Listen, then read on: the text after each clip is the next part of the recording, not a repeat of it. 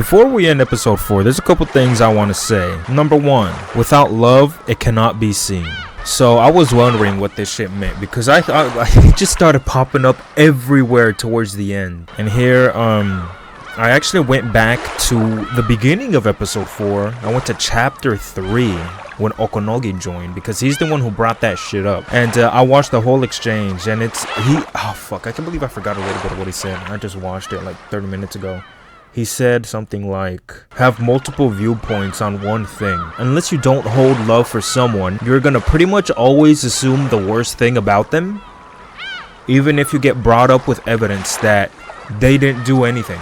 You will say, it's a bunch of bullshit. And so basically, what I gathered from that is do not immediately assume the worst of someone. And I have my own version of this that I found out on my own, and it's pretty much in line with that, but whatever. Number 2, what the story is heading towards and what it is. Now then, I started thinking about this and I've come up with 2 things. Number 1, what I think the story is gonna become. They told me, again, they keep telling me, yo, before episode 4 is over, come up with theories, lock them in.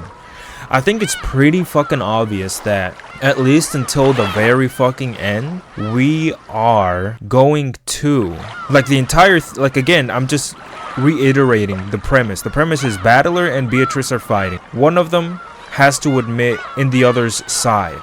So Beatrice, well, I don't know if she has to admit that magic doesn't exist. I don't think she's ever gonna do that. But one of them has to be proven right, thus the other one fails. That's the story.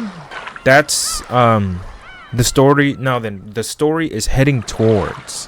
What did I mean by what the story is heading? I'm not sure. I'll come back to that one. Number 3, what did Beatrice mean when she told Battler to remember his great sin and why she got so angry that she quit the game because of it? Yes, was that explained? Am I too stupid to catch up on it? Or was that explained? Or is that going to be explained right now? Or maybe in the answer arcs? Maybe. I mean, it kind of makes sense, right? Answer arc, so I guess it'll be answered there. Yes, Beatrice. Like, at first I thought she was kind of like joking. I was like, maybe she's all of a sudden maybe she's bipolar. She's just really moody. Or maybe something else pissed her off. Nah, she fucked up Gap. She told everyone to fuck off. And then she basically annihilated my boy Battler. Just killed him. What the fuck did they mean by that though? What did Beatrice mean by that? So Asumu is not Battler's mom? That to me seems like a little bit of an odd thing to introduce. Like, I don't really see the point of it. I guess I'll see the point of it soon. But okay, I guess Asumu is not Battler's biological mother. Who knows who the fuck? That fucker Rudolph has a lot to explain. He has a lot to, but Rudolph is his father and Ginzo is his grandfather. I mean, we got that or whatever. Number 4, upon forgiving Ava and standing up to the Black Witch, she died soon after. Yes, Angie, dude, that's something. So she spent the entire episode, her entire existence, as far as we know, well, yeah, her entire existence, her entire life, hating Ava Beatrice, hating the Black Witch, and finally, after understanding love, and what do I mean by understanding love? I think not holding it against her, because Angie herself did say, I forgot exactly what she said. She said that as soon as she met Ava when she was like, I don't know, I think 6. It was immediately after Rokkenjima, right? So she was 6. She screamed at Ava, telling her, give me my parents back. Now then, if we're going with the theory that Ava did nothing, then I guess she did in a way find love in regretting what she said and choosing to think the best of Ava. But am I fucking tripping, or did we not literally see Ava shoot Battler in the fucking face at the end of episode 3? Well, I guess you could argue, oh, we just saw her turn around and shoot while she was with Battler, so I guess you could do some fucking mental gymnastics like that. I mean, we are in a world of witches, right?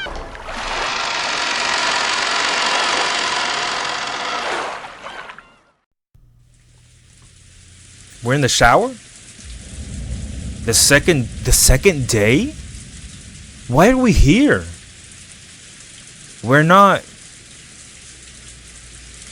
in the witch's world.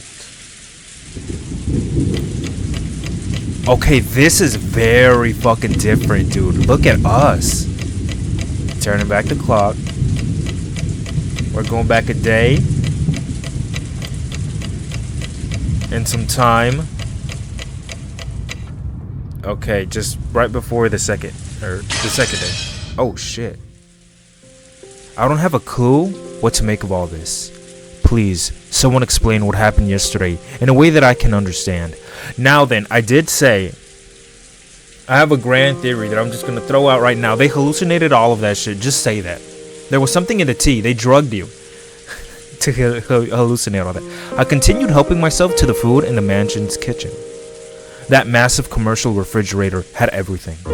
I could eat and drink as much as I liked. I'd have more than enough to eat, even if the typhoon didn't clear up for a week. With a bottle in one hand, half of which I'd already drunk, I helped myself to some sliced ham. I wonder just how expensive this stuff is. Man, you ingredients are out of luck. If only you'd had Goda-san cook you, you could have been reborn as much more incredible food. I looked at the clock. Very soon, it would be midnight. October 5th, the second day, would end. The insanity of yesterday's October 4th didn't seem real. That's how little had happened after my so-called test. Is this Battler? Nothing was happening. No phone calls, no letters, no one coming to see me, no one coming to attack me. So yeah, so this is so this is pretty much immediately after Battler and Beatrice, if I'm remembering right, had that Beatrice was like on top of the I don't know what I would call that, the entrance to the mansion, but on the outside, that little thing right there, I don't think that even has like a door. But she was up there and then she walked away, and I guess he was just left alone because she just quit everything. Not a goddamn thing. Give me back all the time and energy I wasted being on edge. An entire day, a full 24 hours, and absolutely nothing happened. And I'm sure that nothing will continue to happen as well. A full 24 hours ago, I was called to the front of the mansion by Beatrice. Yes, I was right. So up here, this is where she was. There, I was given some kind of weird test to do with determining the successor to the head or something. And you failed it because you couldn't remember something that happened when you were like 11. I gave a serious answer in my own way, but unfortunately, we just didn't seem to be getting each other. Beatrice got bent out of shape for no reason and stopped talking to me. I yelled at her to say something, but she wouldn't say a word. Then I asked where Maria was, and she just told me to go to the chapel and went away. What an astounding anticlimax. Stupid as it was still a test, so at least tell me whether I've passed or failed, for hell's sake. Wait, what? Is she trying to say, good work, your results will be mailed to you later, or something? I just started thinking about something. I started thinking about what Okonogi said, right? Maybe magic does exist? Well, it does. I said it does. Why do I keep questioning myself? Annoying bitch. In any case, I then headed to the chapel. Both George and Jessica had been killed after failing their tests. I couldn't let Maria be killed too. Besides, I thought this could be a chance to catch whoever it was while they were in the process of trying to kill Maria. When I was young, Jessica often told me that I'd get in trouble if I went near the chapel. So I'd never been there, but I at least knew where it was. I couldn't sense anyone there. But there was a bundle of keys lying in front of the door. Oh, that's convenient. I thought this might be a message to open the door to the chapel, but after trying all of the keys, I found that none of them fit. Okay, that's weird. I also called Maria's name, but there was no answer whatsoever. I searched around the chapel, but there was a limit to what I could do in the pitch black with just a flashlight. I realized that this key bundle might be a set of master keys, which could possibly open the door to the mansion. Finding no signs of Maria, I returned to the mansion. Okay, so this is what happened to Battler after that. Now then, this is like a human Battler, I'm guessing? I think he has no correlation to our Battler. The mansion was wrapped in silence. The battler that's in the witch's dimension or whatever, and in a horrible stench. Still, it's pretty amazing how good humans are at adapting. Technically, that smell was still pervading the entire mansion, but I'd grown completely used to it and stopped minding it by this point. It didn't feel like anything more than an old house where someone had burnt some meats. The stench knocked me back on first entering, but I ignored it and decided to head to the dining hall. Really? Where I found all those corpses that were in such a sorry state that Golda-san and Kumasawa-san had hesitated to speak of them in any detail. They were the remains of the very first victims, Aunt Natsuki and the rest. Not Natsuki. I love her. Each of them had half their head dramatically splattered out. And it was such a gruesome sight that even without knowing a thing about examining corpses, I could pronounce them 100% dead. And on top of that, the remaining half of their faces were left like normal, so it was even easy to identify them. They'd really pulled out all the stops for these corpses. Finally, the bodies here weren't just the 6 of the first twilight. They had grown in number and now included one more. The 7th corpse. Was Maria? No! She was lying next to Aunt Rosa, as though sleeping alongside her, so my boy Battler is the only one alive? Besides Ginzo, maybe? I cried. At the death of an innocent young girl. I think it said that Rosa... She was next to Rosa, right? She was lying, yes, next to Rosa. At the death of an innocent young girl. And at the cruel way my dad and the others had died. I ran about the mansion, swinging my hat stand spear, yelling, "Come out here, you bastard!" But there was absolutely no sign of anyone else. My boy Battler, alone. Thinking that they might be hiding somewhere and scheming to attack me from behind, I went around searching for possible hiding places. Sometimes being cautious. Sometimes intentionally letting my guard down. Trying all kinds of things. But in the end, no, not so much as a kitten appeared.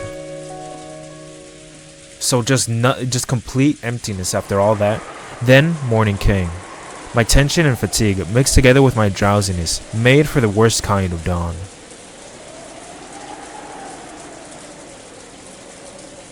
Humans are pretty incredible.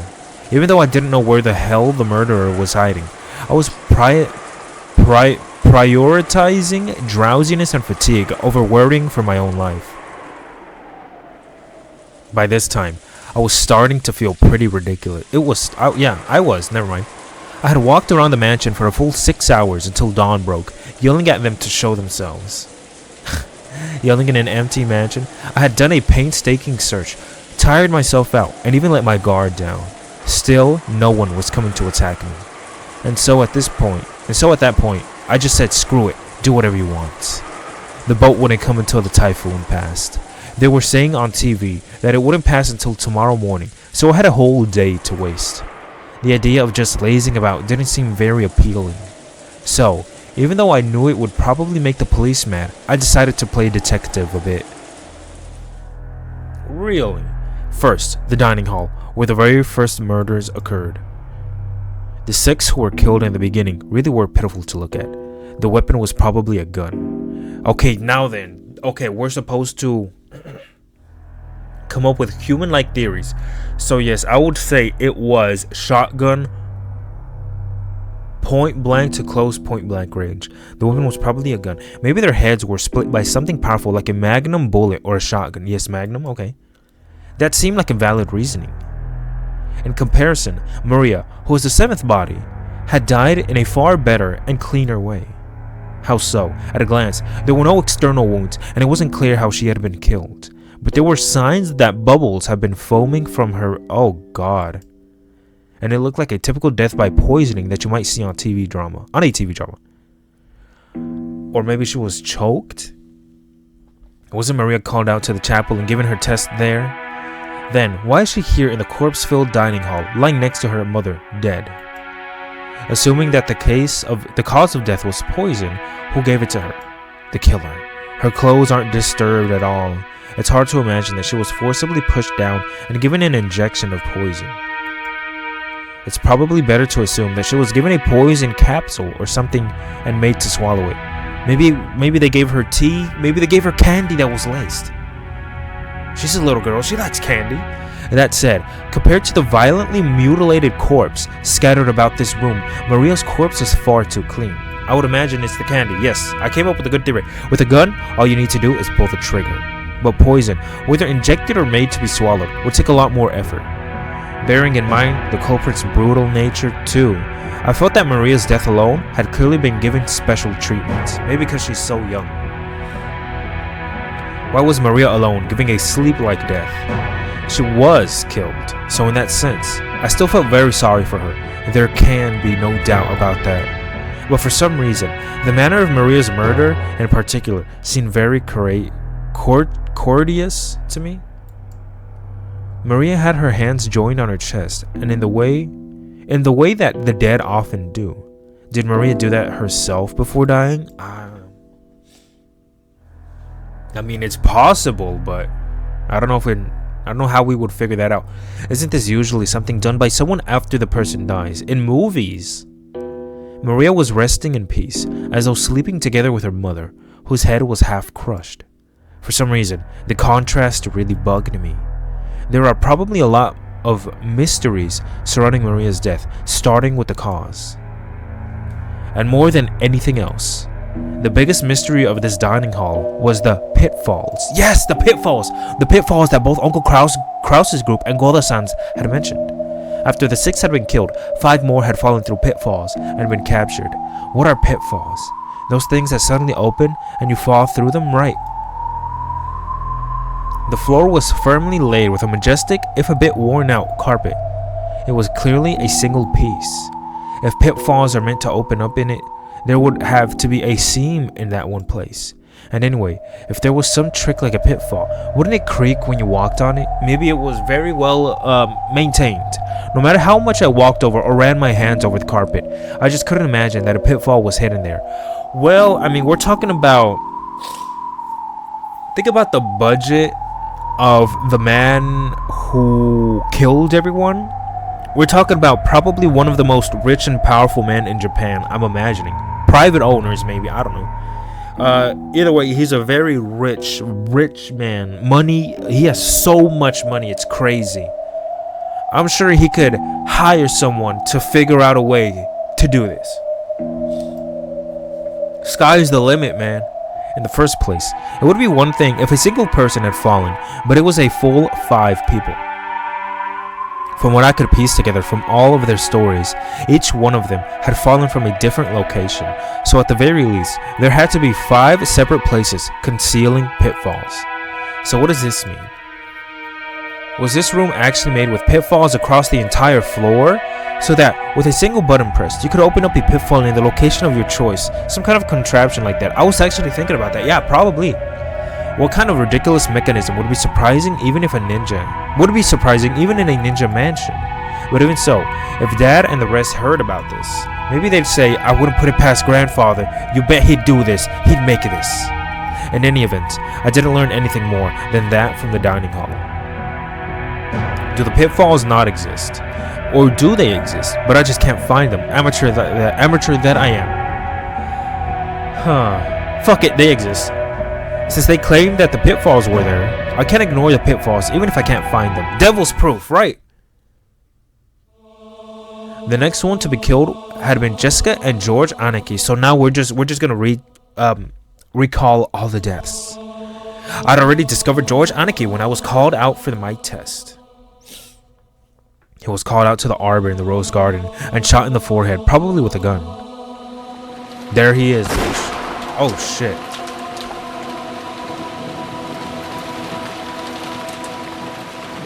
As for Jessica, she was called to her own room on the 2nd floor of the mansion. Now then, let me say something about George's death. He had like a little hole in the front of his forehead. Now then, I do know of a gun. There's like a certain caliber of bullet that is strong enough, I heard this before, strong enough to enter your head. But once it gets in there, it gets slowed down so much that it can't exit, so it just jumps around inside your head, the bullet, just jumps around, hitting, ricocheting, just turning your brain into fucking mincemeat. So maybe he was hit with that, because even if there's no exit, it could still be in there. I found the door to her locked room, but that wasn't a problem at all since I had the master keys. And inside the room was horrible, but the corpse was nothing I hadn't already familiarized myself with in the dining hall, so I'd built up a bit of an immunity. The phone receiver was dangling off the hook. Was she killed while on the phone with me? Maybe she was strangled by it. Jessica was leaning against the wall right next to it, with half of her head splattered out. She doesn't look like she's leaning against the wall. She looks like she's laying down. As far as I could tell by looking at the scene, it looked as though she had been killed while on the phone. In that case, had the culprit been there before her eyes? I hadn't gotten that impression from Jessica's voice over the phone. I'm pretty sure Jessica said, "They got me." It's probably best to assume that she had already received a fatal wound at the time of the phone call. That's right. And she also said this.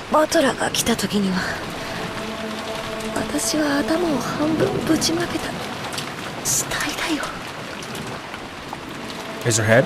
Yes, she definitely said that. From what I could tell by looking at Jessica's corpse, there were no wounds on her other than the damage to her head. Then she was injured seriously enough Then she was injured seriously enough that she steeled herself for death and then died halfway through the phone call. But it feels like, with the way she was talking on the phone, she was out of danger for the time being. You shouldn't be able to have a casual conversation over the phone if the killer is right in front of you. Yes, you would be fighting him, or saying something else. So, did the culprit come part way through the phone call and kill her? No, that can't be right. After all, this room was locked. No, like hell that counts for anything.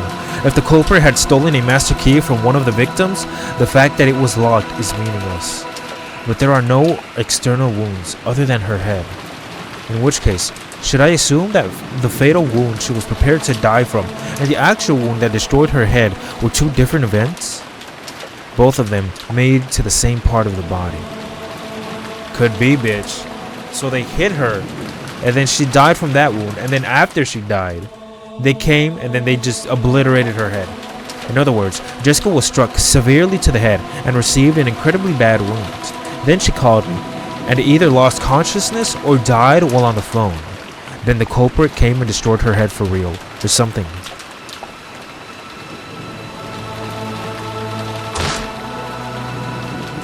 After being called to this room, Jessica was attacked by the culprit and seriously injured. And the culprit thought they'd kill her. They killed her and went away for the time being. But upon hearing her speak, then Jessica miraculously started breathing again and called me with a literal dying message. Then the culprit realized that they had failed in killing her and rushed back to deliver the final blow to Jessica, who had lost consciousness from massive blood loss. Oh shit. That seemed to make sense, more or less. Except for how Jessica was able to accurately predict the form of that final blow. Maybe that's their modus operandi. Did I get that right? I mean, they did it with everyone else. And there was one more thing that bugged me about the phone call from Jessica. Jessica said this.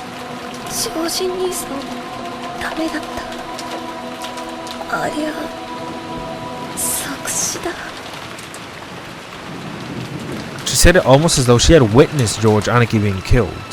But while you certainly could see the rose garden from the window in Jessica's room, the arbor that George Aniki had been called out to was very far away. You could only just make out the roof. Add on the fact that it was the night of a typhoon, and it's very hard to imagine that she was able to witness everything that happened by the arbor from this window. Oh man, they just have to make it so confusing, don't they? Maybe the killer told her. And most important of all, Jessica left before George Aniki, so she shouldn't have known that George Aniki's test had taken place by the arbor. How did Jessica know that George Aniki had been killed? Unless the killer told her, right? Then, in the course of my search of the entire mansion, I found Kirie-san's corpse as well. No, Kirie. She was in an old guest room tucked away on the first floor. This was where all of us relatives used to stay before the guest house was built. Okay, the situation with Giria was just like Jessica's. She was probably killed during her phone call with me. A lot of people were killed during the phone call with you. What if Battler's the killer? Could that be possible? The receiver was hanging untidily. I mean, he is the only one who survives always. Isn't that a little interesting? He could be a unreliable narrator who kills everyone out of fucking... He's just crazy as shit. The receiver was hanging untidily, and Kitty-san was collapsed beside it. But the way she had been killed was very different from Jessica. How so? Her head wasn't smashed. Instead, something like a stake with an occult-like design was buried into her forehead. It was too gruesome for me, so I pulled it out. Ooh, what a sound. It was only after pulling it that I realized that this might get me into trouble with the police later. Well, if that's the case, then you will be the killer, and hey, why don't you take the fall so we can prove that this wasn't made by witches? So even though it was probably a little late now, I laid it by Kiria-san's side. Its tip was sharp and stained with enough blood that it must have penetrated fully to the brain. I didn't know what kind of metal it was made out of, but it was about as heavy as a paperweight. Certainly, if you were stabbed all out with something like this, it might cause a terrible wound.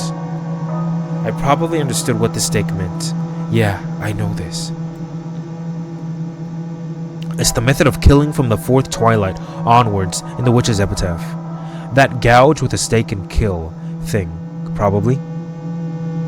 However, the human skull is very hard. Even with all one's strength, could you really pierce through it this sharply? No. The way I reason it, this stake wasn't the cause of death. It was just used to damage the corpse after death. She was probably killed by being shot with a gun or something, like George Aniki. And then the stake was stuck into the hole left by the gun. Thinking about it that way, everything works out. But was Kiria-san really killed with a gun? She had said this on the phone as well. Kiria-san was under attack, even though she was holed up inside a locked room. And this room actually was locked. And she had said something about a golden thread-like thing flying in through the keyhole and attacking her. Well, Kiria-san did say to believe in magic or whatever, if you see it. And in fact, there were 4 places around Kiria-san's corpse with holes that could have been caused by some kind of attack. Well, if he sees it, he hasn't seen any of it yet, right? But still, a golden thread attacked her through the keyhole? I looked at the door from Kiria-san's perspective. If it had been one of those old locks, like you see in old mystery movies, where you can peek through to the other side, and you could understand that something might potentially have come through it. Golden thread. Could she just be talking about a bullet? I mean, when a bullet fires, it lets off a like orange type light, yellow type light. She could mistake that for a golden thread coming from the keyhole if it was shot through there. The only place the killer would be able to see through, if you could see through it. But even though the doors in this mansion were old-fashioned, the locks were the familiar average cylinder style that you could find in any normal house. In other words, there was no hole going all the way through by construction. Well, there isn't a hole, period. I mean, look at that shit. So no matter how thin an object it might have been, it's impossible to imagine that it could have penetrated through the keyhole from the outside and attacked her. Maybe they were trying to shoot the lock out. Cylinder lock. The keyhole? But Kiria had definitely said that something like a golden thread had flown in through the keyhole and spun around and around, aiming for her, attacking her. A golden thread attacking through the keyhole. I couldn't understand what it meant at all. Wait, actually, Kiria-san predicted that I probably wouldn't be able to understand all this. And not just Kiria-san, Jessica said it over the phone too. No, since the very beginning, from the time we talked with Golda-san and Kumasawa-san and got the phone call from Uncle Krause's group, everyone has been saying the same consistent thing. Grandfather is summoning witches and demons and killing people with magic. We witnessed it happening with our very own eyes. No tricks, no illusions. No choice but to believe it. They all said it with one voice. When that mysterious woman calling herself Beatrice appeared, even I pretty much believed that she was a real witch and might start summoning goat monsters right and left. However, after being left alone for a whole day, once my feelings of tension faded completely, I had a level enough head to think that this was way too stupid to possibly be true. In that extraordinary situation where their lives were exposed to danger, did they just lose their heads a little and mistakenly think that a witch was attacking them with magic? Everyone? But multiple people testified to the same effect, and on top of that, none of their opinions contradicted one another. If it had been a single person statement, I'd be able to suspect that they just didn't see what they thought they saw. But doing that now is pretty difficult. Yes, everyone claimed to see the same thing. Everyone is telling you almost the same thing.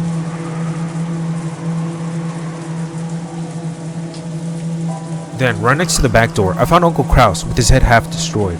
Even though he'd escaped the dungeon of Guadorian and somehow made it out of the secret underground passage, all the way here, he was killed. Buried into the gruesome cross-section of his half-destroyed head was a stake with an occult design, just like the one that was driven into Kiryu-san's forehead. And in this situation, it was very hard to imagine that this stake was the murder weapon. He was killed with a powerful gun, like the six in the dining hall. And after death, he was stuck with a stake like Kiryu-san. I wonder if the golden threads that Kiryu-san spoke of attacked Uncle Kraus too. Does there exist some kind of tool, like an endoscope, which is very thin, but can be moved about at will? And that can also attack people? Fuck me. No way. I've never even heard of anything like that. Sky's the limit when we're in a place like this, bitch. But even so, if I voiced that suspicion to every one of my relatives, perhaps they would say I wouldn't put it past grandfather to make one. Exactly. Since I can't refute the existence of a golden thread X that can be removed at will and attack people, my only options are either to accept this completely incomprehensible weapon, or else to accept that these murders were committed with magic.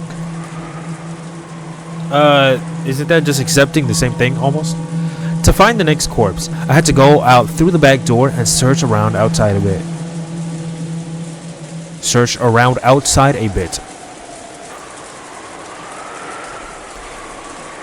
He went all the way up. Wasn't this a little hidden? How'd he find it? Behind the mansion, in the wild-grown bushes that were almost swallowed up by the forest, there was something like an old well.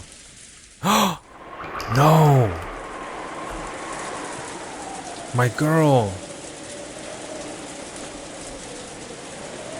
And right next to it were the corpses of Dr. Nanjo and Shannon-chan. Oh, bitch, it's getting all the music.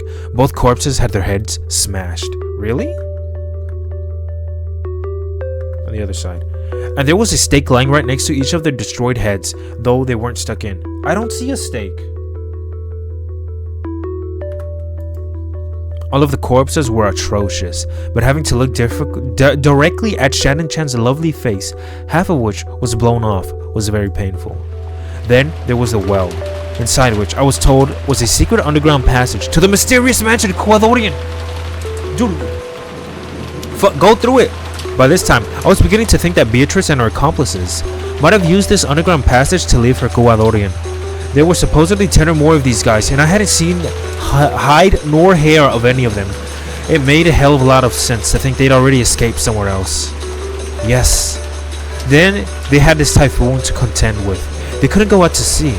Same for the forest. There was no way they could traverse such a deep, uncultivated forest on foot. Yes, and the reason they left you alive at the very end was so that they can throw all the blame onto you. In that case, there was only one place for them to go. The mysterious hidden mansion, Guadorian. The secret underground passage at the bottom of the well. By this time, I had entirely lost my fear of being killed if something had if I had happened to come across the enemy. Screwing with me like this. This time, I'll march into your mansion.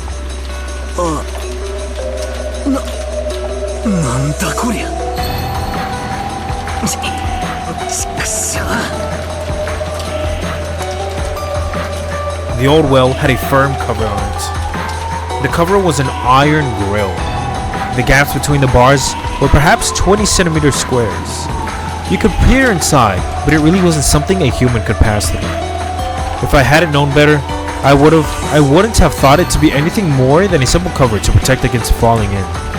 But from what Kiryu-san told me, I knew that it had been made to prevent intruders from entering the secret underground passage at the bottom.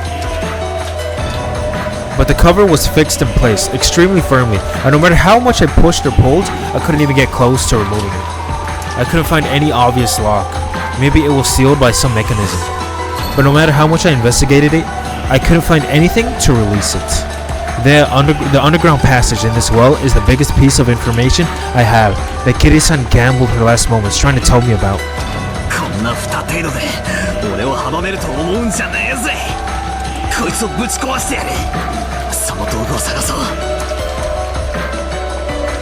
I had an idea of where to get one, because I'd seen various tools in the gardening shed when we locked Goda-san and Kumasawa in there. But the shutter to the gardening shed was locked. On top of that, the key was with Goda-san, who was inside, dead. In other words, this gardening storehouse was enough of this locked room shit. There was no way to open it from the outside. In that case, I would have to break the shutter. I wonder if there's a tool for that somewhere.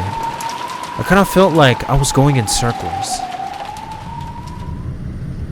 Then, while searching for that, I learned that the source of the stench had been permeating the mansion this whole time was the underground boiler room. Oh, is Ginzo in there? The boiler room was dimly lit, humid, had a terrible stench, and on top of all that, it was incredibly creepy.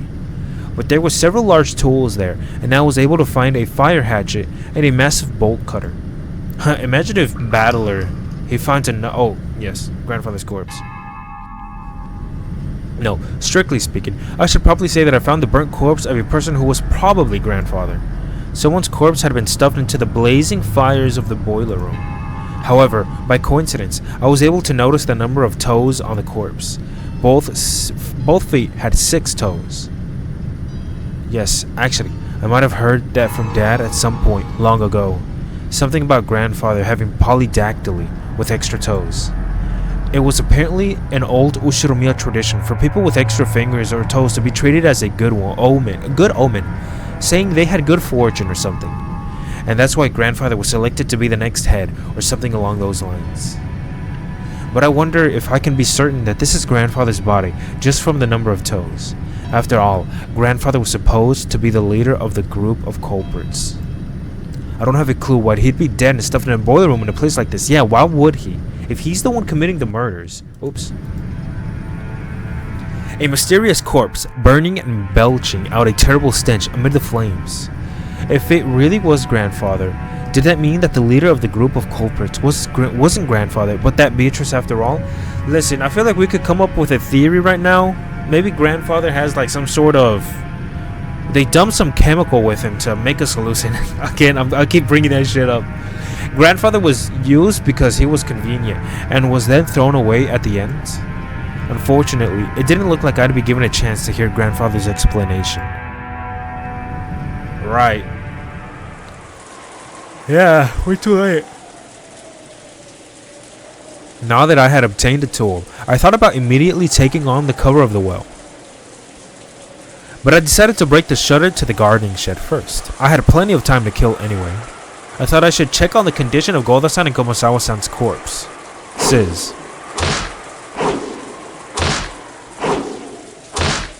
Hear my boy chopping away? I hit the shutter with the hatchet, breaking into it, stuck the bolt cutter into the crack, and scissored it around, opening up a hole. Then, I came face to face with Goda-san and Kumasawa-san's corpses once more. As a result, I learned some new facts. First, they did not die by being hanged. Their feet were solidly on the floor, and both of their foreheads showed signs that they had been shot with a gun. When I thought about what a normal noose was like, the ropes seemed considerably on the long side. On top of that, The length was different on each to match the height of each person. In other words, the lengths had been adjusted so that both Goda-san, who was tall, and Kumasawa-san, who was short, had their feet solidly but barely on the ground. Also, while the corpses carried both of their weights, while the ropes carried both of their weights, as their heads lolled, both of them had some slack below the knees. This meant that if they stood upright with those nooses around their necks, there would be some extra length. In other words, these ropes were a bit unstable to hang someone with. Right. Another locked room. The direct cause of death was probably the shot to the head. It was gruesome. Their insides were still dripping out from those deep holes, staining their faces a deep red. Someone came in, shot or stabbed them, hung them up just to scare us, and then left. Someone with the master key. Then they were hung up by their necks and left on display. That probably makes the most sense. Yes, if they were shot with a gun, they would probably have been lying down on the floor. If that had been the case, you wouldn't have been able to tell they were dead by peeking through the window. The mountain of stuff would have gotten in the way, so if they had been lying down, they would have been hidden. To make the deaths of these two known to the rest of us, who couldn't get inside, they had to hang them like this so we could tell from the outside. Yes, they want to show them off. Was this to get back at us for thinking that the two of them would surely be safe if we left the key with them? I wonder where the shutter key we gave Goda-san, which would have ensured their safety, is now. That key was in his holy shit pocket. The guarding shed key had been kindly left there, and even the tag was still attached. In other words, the guarding storehouse was a locked room after all.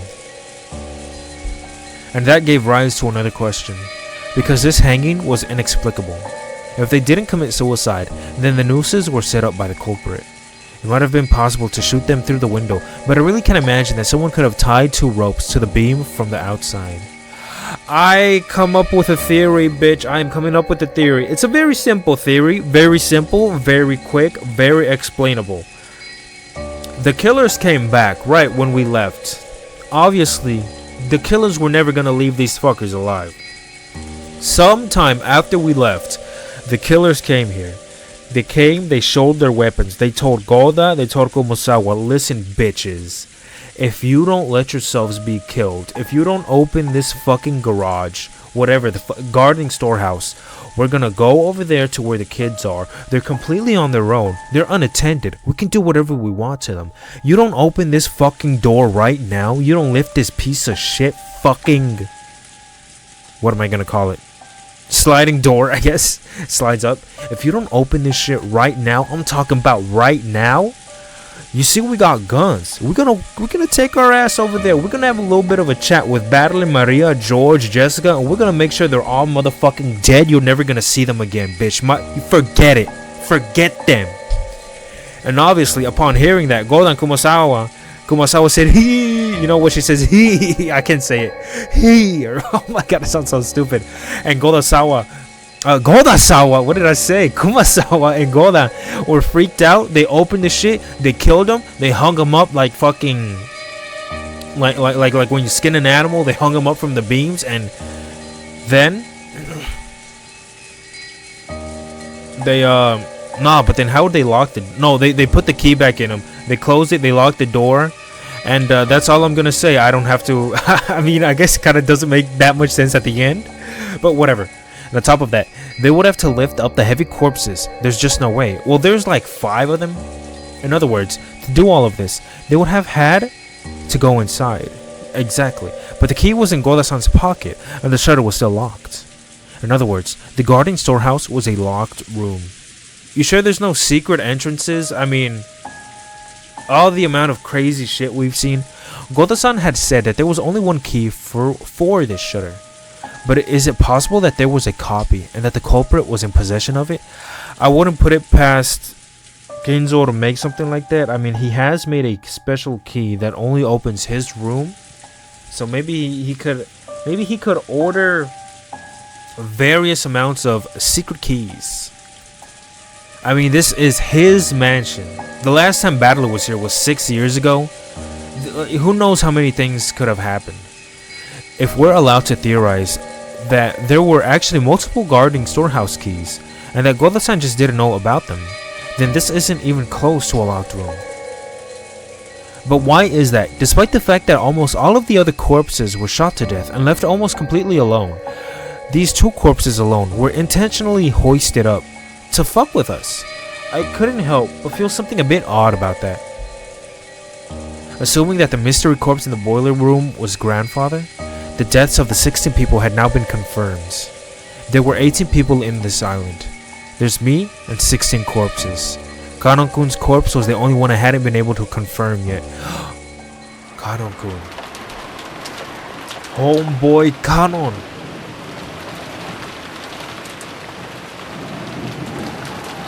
According to Kiryu-san, he was killed while climbing out of the well and fell down into it. So with the well closed up like this, it was impossible to check. We got the bolt cutters. I tried shining a flashlight through the bars, down into the darkness in the depths of the well. But it seemed that the jet black darkness had no intention of showing me its innermost depths with this inadequate light. It looked like I'd have to break the... It looked like I'd have to break the bars after all. Using the hatchets and things I dragged out of the boiler room and this gardening shed, I tried breaking the cover off the well. With the metal bar. Fuck me, man. But the metal bars were extraordinarily sturdy and breaking them wasn't easy. I hit them with the hatchet over and over until my hand started feeling weird and eventually gave up on breaking them. Yes, it's the vibrations of the hatchet. It was impossible. If they were at least wood, I might have been able to break them. But this metal, can't you get like a crowbar and try to pry it off? Yeah, there's no way you can slice through metal bars like butter with a human's strength. I can't even begin to understand that story about how Ganon-kun cut through the metal bars. She told me that a light like a red laser beam grew out of his arm, and he used it to slice through the metal bars like a knife through butter. Cutting through metal bars like butter? And what's with the red laser beam? Does that mean he snuck in a burner or something? And used that to burn through the bars? Still, just what kind of laser could cut through metal bars like butter? It sounds exactly like the kind of laser beams that showed up in those robot anime I loved as kids. What if he believes, or what if he treats it like, you know what? Here's the thing. What if Battler treats this just like how Anji treated it? He himself doesn't believe, but he'll let others believe. I'm pretty sure if he does that, he will be impossible to persuade into believing magic, just like how Anji was. And then Beatrice wouldn't she'd just be done. Like, that'd be it, wouldn't it? The stuff like that actually exists. And how did Ganon-kun get the laser beam? That laser beam. As much as I want to ask him, he's already been killed. Plus, even his corpse is now at the bottom of the well, beyond this cover. If Ganon-kun managed to slice through those metal bars, I'm sure he could handle this metal cover in a single swing. It kind of feels like the locked room just now, with Goda-san locked inside the guarding storehouse holding the key. Only one person can open the door, but they're locked inside. If only I had the power of Ganon-kun, I could do something about this cover myself. Ah, fuck. Just who is Ganon-kun? He couldn't really be an inhuman being capable of using a strange power, right? Well, even Kiryu-san told me to believe in witches, and I've also met an insane woman calling herself one. Could Ganon-kun possibly be a human on the witch's side? I started thinking about this, dude, like just right now, about what I said about Anji. She doesn't believe, but others do believe and she doesn't care. Like in magic or whatever the fuck. Dude, could it be the same? It's kind of like us right now. We don't believe in any of this shit, right? It's not real. But to them it is? Maybe Battler could think like that, just like Anji. Or else, the culprits. What the heck? Am I gonna start treating him like the culprit just because I can't find this corpse? 死体がないだけで犯人扱い。疑わしきは白だとほざいたの誰だって。よかろう。カノンに全ての犯行を押し付けて人間犯人説にされてはかなわぬ。わらわが赤にて保証する。No, I don't want to hear it. カノンは死亡している。キリエたち5人の中で一番最初に死亡した。つまりは9人目の犠牲者というわけ。Then where is he? He's supposed to be here, but where is he? Unless they dragged him away for some reason. 断言できない。わらわが赤に囁いた時駒であるそなたには届かない。Holy shit, did I just get my answer? Did I just finally get my answer? So my whispering in red does not reach the peace. You. Oh my god, I finally got my answer. Okay, so there are two different battlers, right? So this battler is the peace battler, the one on the chessboard. And then there's the other battler that's off the chessboard.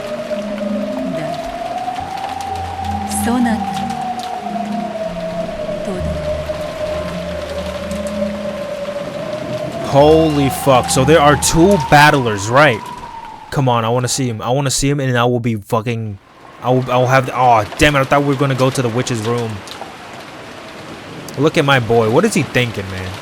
At a glance, this appeared to be a mass murder committed using something strange that could only be thought of as magic. Golden threads that attacked through the keyholes. No, we even had testimony that something gold had flown around the dining hall during the first 6 murders. The two might have been the same weapon. Then there was the locked room murder of the garden shed and the laser beam that could cut metal bars.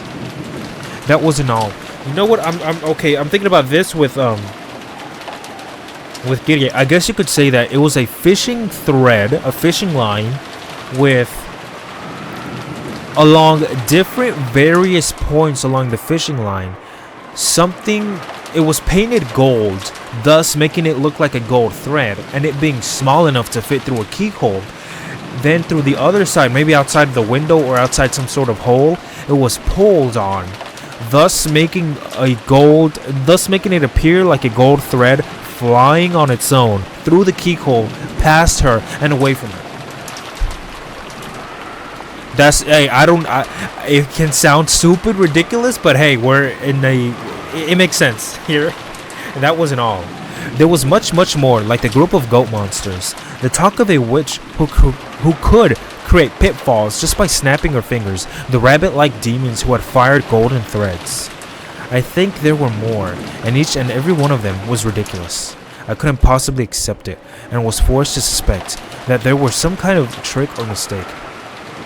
But why in the world had everyone spoken with one voice, saying the same thing without contradictions in their testimony? It's not only the magic. Maria's mysterious death. Jessica somehow knowing that George Aniki had been killed. The mysterious burnt corpse, which I couldn't confirm, actually belonged to my piece of shit grandfather. And more and more. All stuff I just don't get. I tilted the bottle and glugged it down noisily. Is it you drinking alcohol, my boy? I didn't have a clue what was going on. Well, he's not 8, he's 17. He can drink when he's 18 in Japan. After dinner last night, we kids were shooed out of the mansion and told to go back to the guest house. And then there was a massacre in the dining hall. Kiryu-san and the rest were dropped through pitfalls and captured. Then Jessica and George Aniki were called out to a test or whatever and killed. Kiryu-san's group managed to escape the dungeon somehow, but all of them were killed in the end. And at the very end, even Maria was killed, leaving me all alone. In short, I had done nothing except be locked in the guest house. During that time, a huge incident had occurred and ended before I knew it. What could I call it except incomprehensible? I don't have a clue anymore. もう俺はただの食欲魔人なんだぜ。俺だけ生き残らせるつもりかよ。とっとと姿を現して殺しに来いってんだ。もう面倒だからこっちからは探さねえぞ。 Don't say that, Battler. そっちから You still have a little sister to go see. 俺は逃げも隠れもしねえぞ。矢でも鉄砲でも持ってきやがれ。 I haven't had any sleep since yesterday, and I'm tired as all get out. You wanna kill me? Be my guest. I decided to return to the guest house and boldly rest on the bed. I fucking love this song. As I exited the kitchen and passed through the lobby, that portrait of the witch came into view. The big clock did too. At that very moment, it was exactly midnight. Coincidence? Maybe not. At the sound of the bell, proclaiming that it was midnight, rang out. As I listened, I looked up at Beatrice's portraits. Exactly 24 hours ago, I met you. What were you trying to say to me? And where did you go? Just who in the world are you? Golden Witch, Beatrice. I haven't solved a single one of the riddles surrounding you. Show yourself and fight with me. Is that it? Then the witch showed herself! Like a guest of honor, finally appearing, she showed herself on the landing at the top of the big staircase. No. ようやく姿を現しやがったな。丸一日。退屈させられてたところだぞ。そう。丸一日をあった。人間側の権利行使は十分。ああ。退屈だったんでな。存分にやらせてもらったぜ。エンジェは良い駒であった。エンジェの名をお前が口にするんじゃねえ。Wait a minute. あれは奇跡によってある。自らを生贄にして、そなたに絶対の勝利の執念を。Wait, he's not supposed to know that though. エンジェの名を口にするな。あの無残な死は。そなたにとって必要なものだ。あの死を見なければそなたは本気にならない。エンジェの幸薄き未来を自覚しなければそなたに勝利の執念は生まれない。 Wait a minute.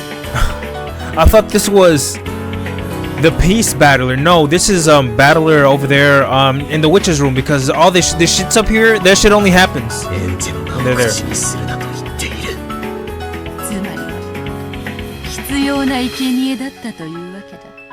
そうでなくてはそなたにわらわを殺すほどの怒りは生まれない。 Oh, わらわは Andrew. そなたの拮抗が崩す。 Dude, she gave up her life. これは駒ではない切り札と呼ぶがふさわしい。駒はどれほど活躍しようと盤上を離れることを。しかし切り札はどんな力を発揮しようとも切れば確実に捨てられる。エンジェル、そなたにとって実に良き切り札だった。Well, if you want to put it like that. エンジェの名を口にするんじゃな。 Look at my boy. Look at my fucking boy, bitch.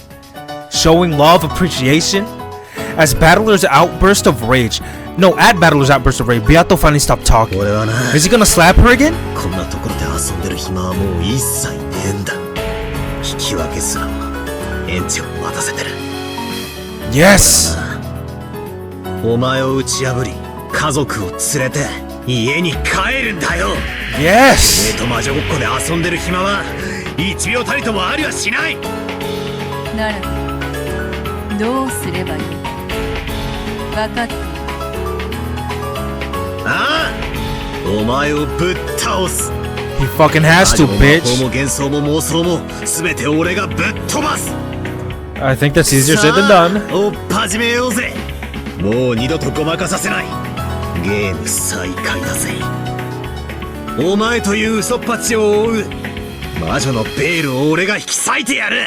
Man, my girl Angie, she's really dead? 長いわ。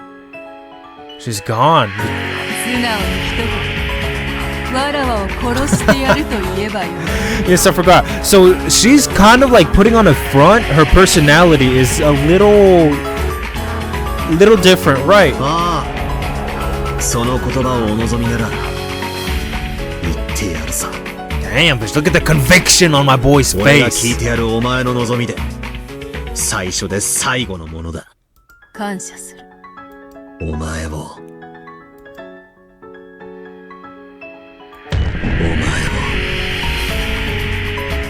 殺す。 What? He said it in red? In fucking red? 始めようぞバカ。 He said that shit in motherfucking red, bitch. Then I'm like, oh shit. さあ、魔女狩りの時間だ。わらわを追ってみろ。追い詰めてみろ。殺してみろ。 Shit, witch hunt? That's the motherfucking script I'm reading. 妹の最後がそなたに何を与えたのか。それをわらわに見せてみよ。 Oh shit. 上等だ。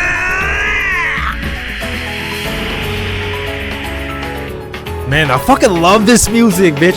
Battlers cry, burn the world with a white light. Oh shit, is he getting mad? And when one's eyes were open to that brilliant light, the two of them could be seen in a rose garden. Oh, we're in the motherfucking Golden Land? What are we doing here? 先手はどちらから。 Oh shit. 俺だ。 Wait, I didn't read that shit. Wait, what did it say? Oh my god, I ignored it because I was too. Who takes the first move? Okay. The rose garden, where beautiful rose petals danced. The color of those rose petals was red. That shit don't look red. Well, up here. Was that a proof or simply a claim that the two of them facing each other in this beautiful rose garden was the red and only truth? No way, dude. I didn't even think about that. That must be why the roses are red. But in the language of flowers, roses are passion. Oh my god, this song.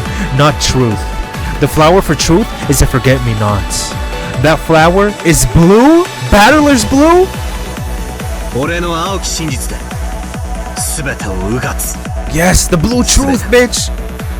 一番最初から一番最初のゲームから始めるぜ。 No, okay, so all of them are accumulative. Every single game. They are all different, No, what did Beatrice say? Or whatever. 了解。そなたのお手並みを拝見しよう。来い。行くぜ。すでに宣言済みだがもう一度言う。こいつは前回のゲームの南條先生の殺人だけじゃないぜ。一番最初からあらゆるゲームのあらゆる場面を切り裂ける。 Everyone? Oh, look at that shit coming like a barrage of arrows, は bitch. すでに死亡している。よって島の本当の人数は17人。 We're back to that. そこに未知の人物 X が加わることで18人となっている。この人物 X の存在の過程によって17人全員にアリバイがあっても犯行は可能になる。これにより人間の数18人を満たしつつにもかかわらず一見18人全員にアリバイがあっても犯人 X の存在と犯行は可能になる。 You can break through all of the murders in episode 1 by supposing an unknown person X. Furthermore, are we really gonna go each by each? It is even possible to explain the mystery of Ginzo's evaporation from the locked room, sealed by the receipt.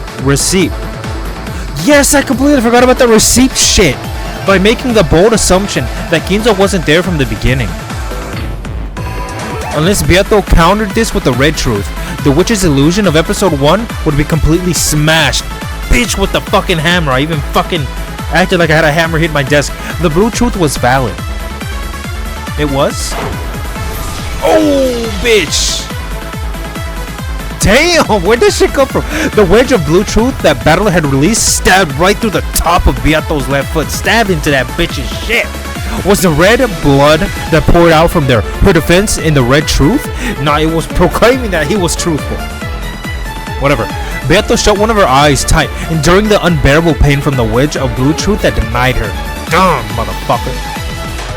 悪くないだがまだまだわらわは否定されてはおらぬ殺されてはおらぬこの程度では足りぬ But it's hurting you, I know it is. Look at your face. それだけで説明できる謎がある Okay, episode 2.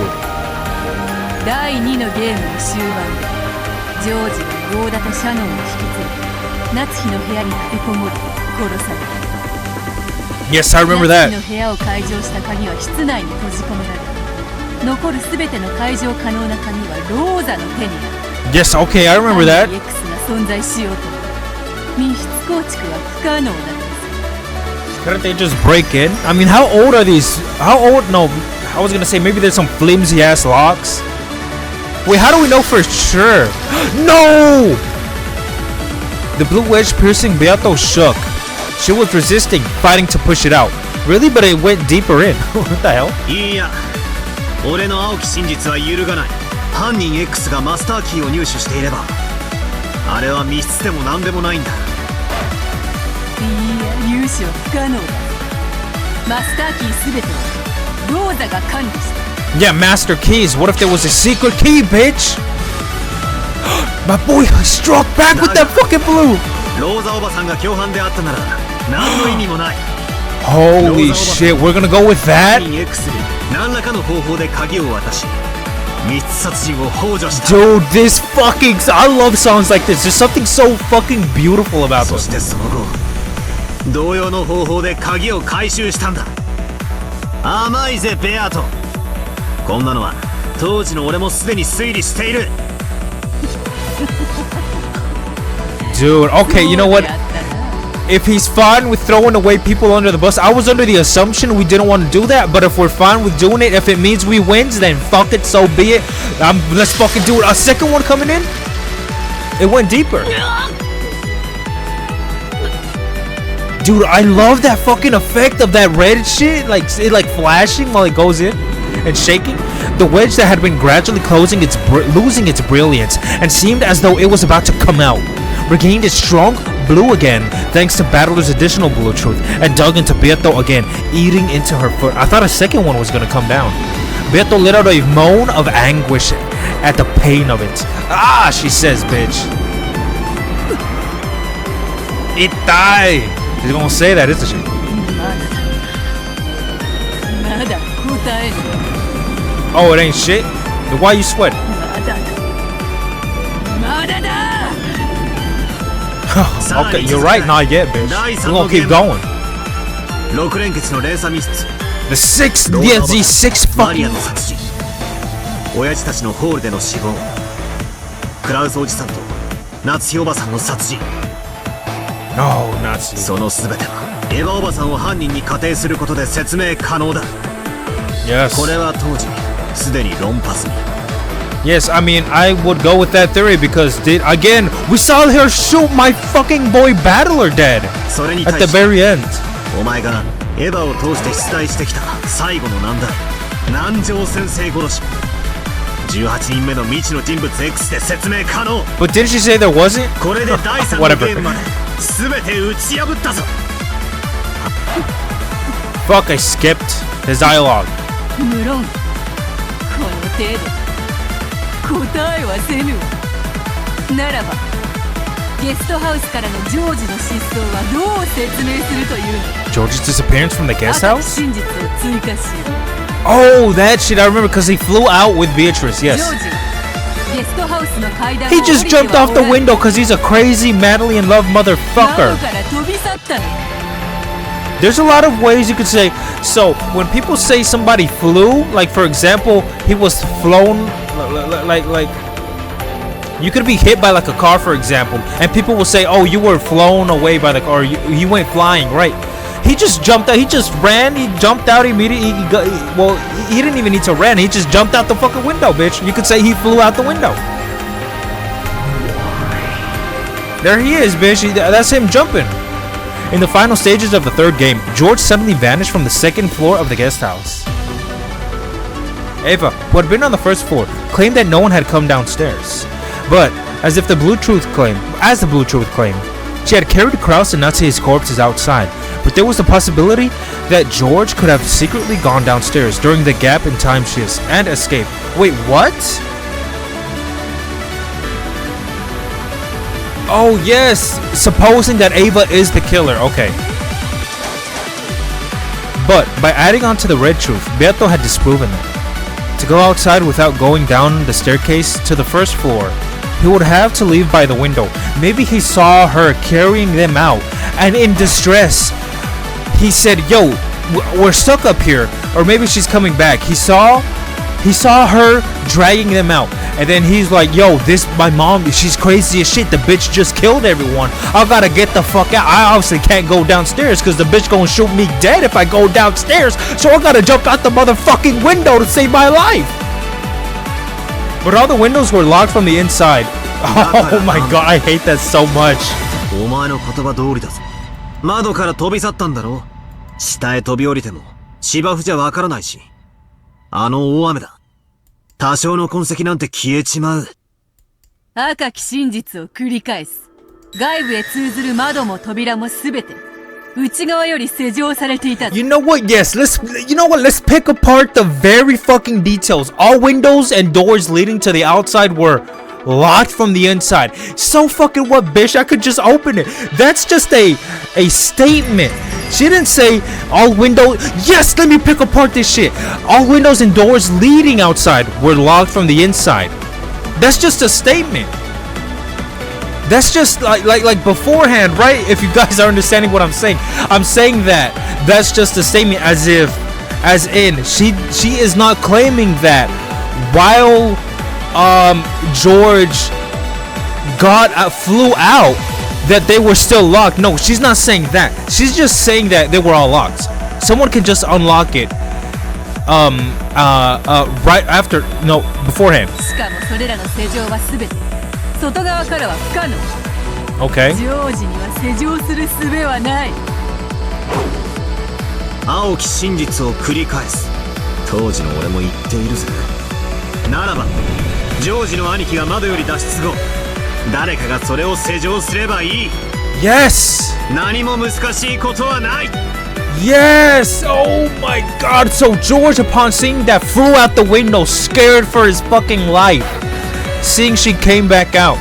Maybe Ava or Jessica or Nanjo heard that, or maybe they just came sometimes afterward, saw that the window was open. It was obviously fucking raining, even if the rain wasn't coming through that side of the window because it was angled in a way where the rain wouldn't come in. They said, what the fuck, I don't like this shit. I don't like that the shit is like this. How about I close the motherfucking window and lock it, bitch? It's over, bitch.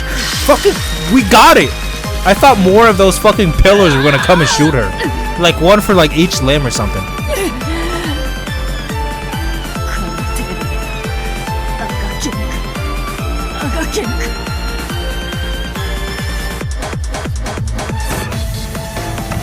Yes, I love seeing that blood pouring from her.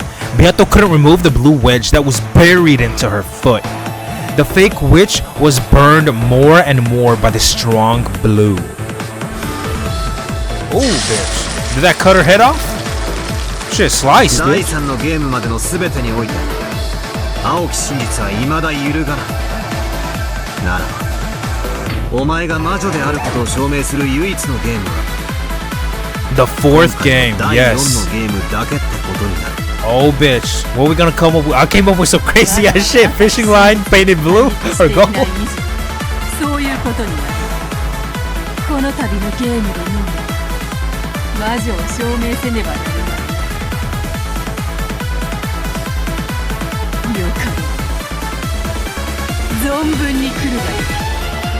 Okay. 食堂の6人殺しについて不審18人目の X が銃を乱射してみんなを殺した。 Yes, he just went ape shit. 落とし穴については実際に落とし穴が本当に隠されていた可能性もあるし、キリエさんの仮説である瞬時に混沌させる毒矢の発射装置 X の過程でも説明可能。ジョージの兄貴ジェシカ、そして地下牢から脱出したメンバーの殺害も食堂と同じで銃によるもの。This is so silly. 不審な点はない。だが分かってるぜ。反撃があるんだろ。 What could she possibly say? そなたの最大の刃である18人目の X は金蔵がすでに死んでいるとの仮説に立脚している。そう来ることはわらわも分かっている。だから金蔵を書斎より出した。その金蔵を親族会議の全員が迎えた。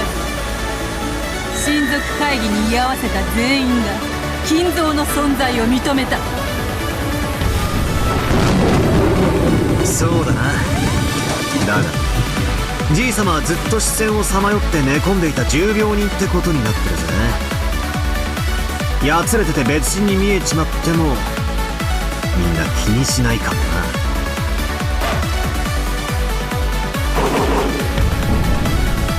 Okay. 俺はこう返す。そのじい様は別人の替え玉だ。Yes, okay, fuck it. Let's be ridiculous. Yes. 別人だ。 Yes, and using his money, he hired a body double, another old fucker.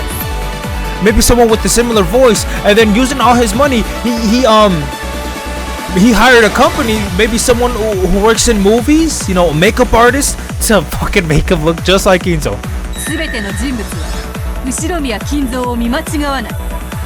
いかなる変装であったとしても後宮金蔵を見間違わない。 Ooh. Clap な back. らばこう返す。お前は第一のゲーム時では5本以上存在することになっていたマスターキーの本数を第2のゲーム時に赤き真実で5本と宣言することで。 What are you trying to get at? Hold on, let me read this again.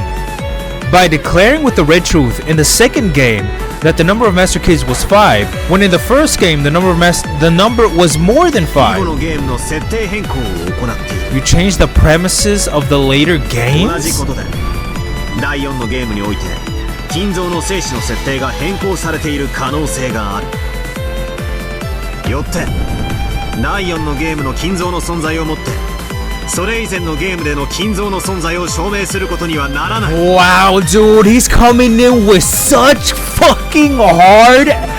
Yo, bitch, that shit hit her like a sledgehammer to the face, bitch. Bah. Yo, I didn't even notice that too. So you're telling me in the first and what was it, the second he said? What was it? In the first and the second game, they both have different amount of. I didn't even notice that detail. よって食堂での6人殺しはじい様が自ら執行したと仮定しても何の矛盾も生じない。ならばこう返そうぜ。4つのゲーム開始時の金蔵の性質設定は全て同一である。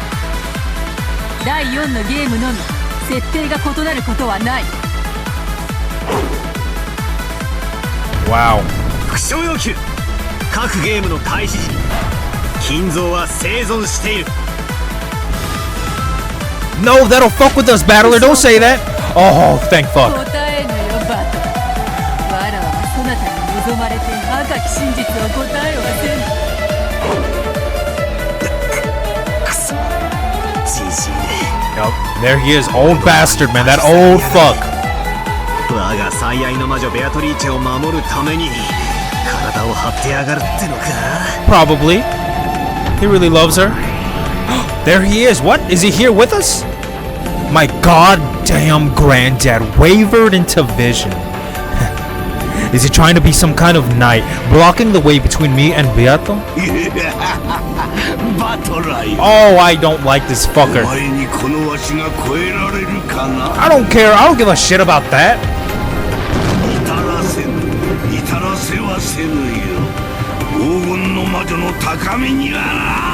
We have to defeat this old fuck Ginzo like, oh fuck. I'm starting to hate this fucker. お前の浅はかな推理など私一人を超えることもできぬわ。死ね。 You say that to your grandson? What? What the actual fucking shit was that? Yo, what? He just turned into a dragon? Yo, that shit was hot though. That shit was so cool. Ginto's jet black cape spread as though it would swallow the world, becoming the snout of a vast black dragon, which came at me, trying to swallow me in one mouthful. As I faced the roaring of the black dragon, I calmed my breathing and closed my eyes tightly. This coming out of fucking nowhere.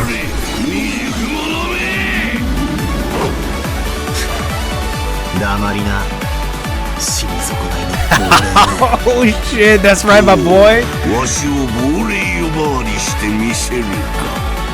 あくまでもわしはすでに死んでおるとする仮説を貫く。それがお前の命取りよ。第4のゲームの第1の番にて闇に飲み込まれて消え去るがよい。 The black dragon's vast mouth, its snout, its fangs threatened to swallow Battler whole. In that instant, Battler suddenly opened his eyes. ありがとうよ、ベアトリーチェ。お前の第3のゲームが俺の反撃の足がかりとなる。 Really? あばよ、クソじじい。こいつでお別れだぜ。俺は金蔵死亡説が第4のゲームでも主張できる根拠として以下の仮説を提唱する。 Real? What bullshit he's gonna come up with? 存分に来るがよい。我が末裔よ。 Is there supposed to be like a very... I feel like I'm supposed to read more into the fact that he is a dragon.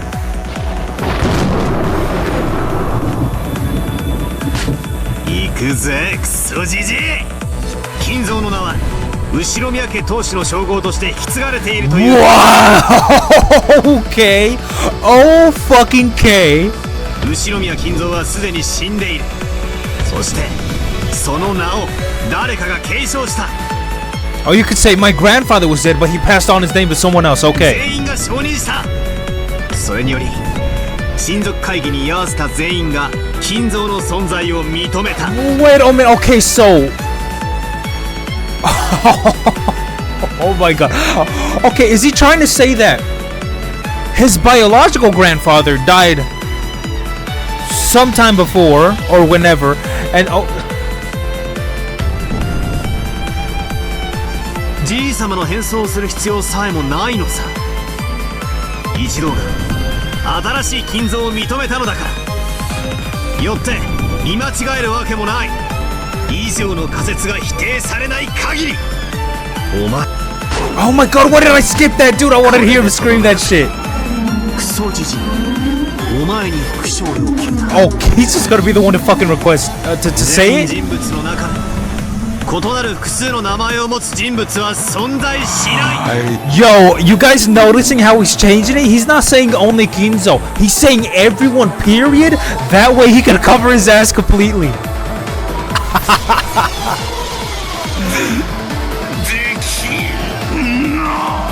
Oh my, yo, my boy Battler, he's so fucking good, dude. He is so eloquent, so good with the fucking wordplay. Oh shit.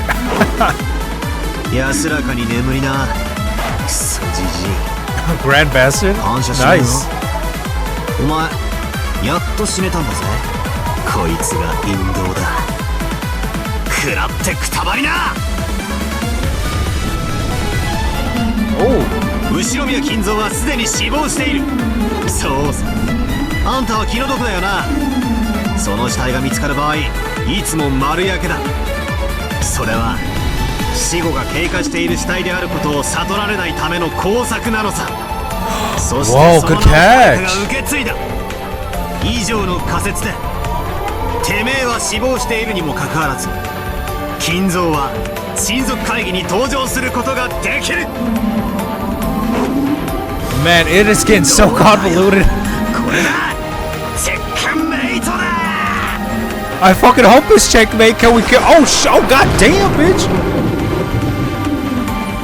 Yo, we got poked up. Several dozen blue stakes bored into Ginzo's ghost. Their terrible destructive power would never permit the ghost to recover.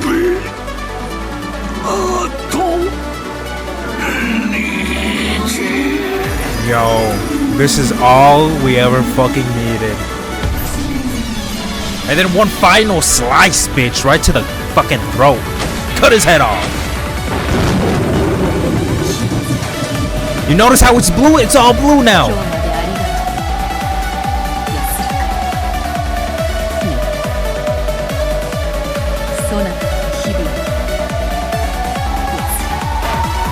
Also, right here, the Na and Naku is red. Is that supposed to mean something? No, it's just logo. Yo. You cannot tell, dude. I fucking love images like this. This beautiful sunset. Is that a sunset or so? I feel like that's a sunset. Oh my god, it just looks gorgeous. Oh, hold on. Disappearing along with the shadow of the black dragon as golden flower petals scattered. Ushiromiya Ginzo became a gold-colored cyclone and disappeared. Even after death, you fought for the sake of the woman you loved. Your love and madness were, without a doubt, the real thing. That's true. 恨むな。死者は眠らせろ。起こすな。次こそは。これでお前も最後だ。Beato still couldn't pull out the blue wedge that pierced her foot. Beato realized that she was on the verge of death. Really? Death? お前の遊び相手としての義理は十分果たしたはずだ。だが、そろそろお片付けの時間だぜ。 You gotta return to Anji, to my family, to everyone. 寂しがり屋の妹が待って。 Yes! Yes! There he is. 家族揃っておいとまさせてもらうぜ。 Say it in blue, bitch. Say it! ならばわらわを殺してみせよ。逃げも隠れもせぬ。今や避けることもかなわぬわ。来い！後ろ宮バトラー！ Slice her with it, battler! 金蔵死亡説による18人目の X により残り全てを貫く。 Okay, okay. 第4のゲームにおけるジョージの兄貴とジェシカの死も X が犯人で説明できる。 Yes, he killed George, then he came to Jessica, talked a little bit.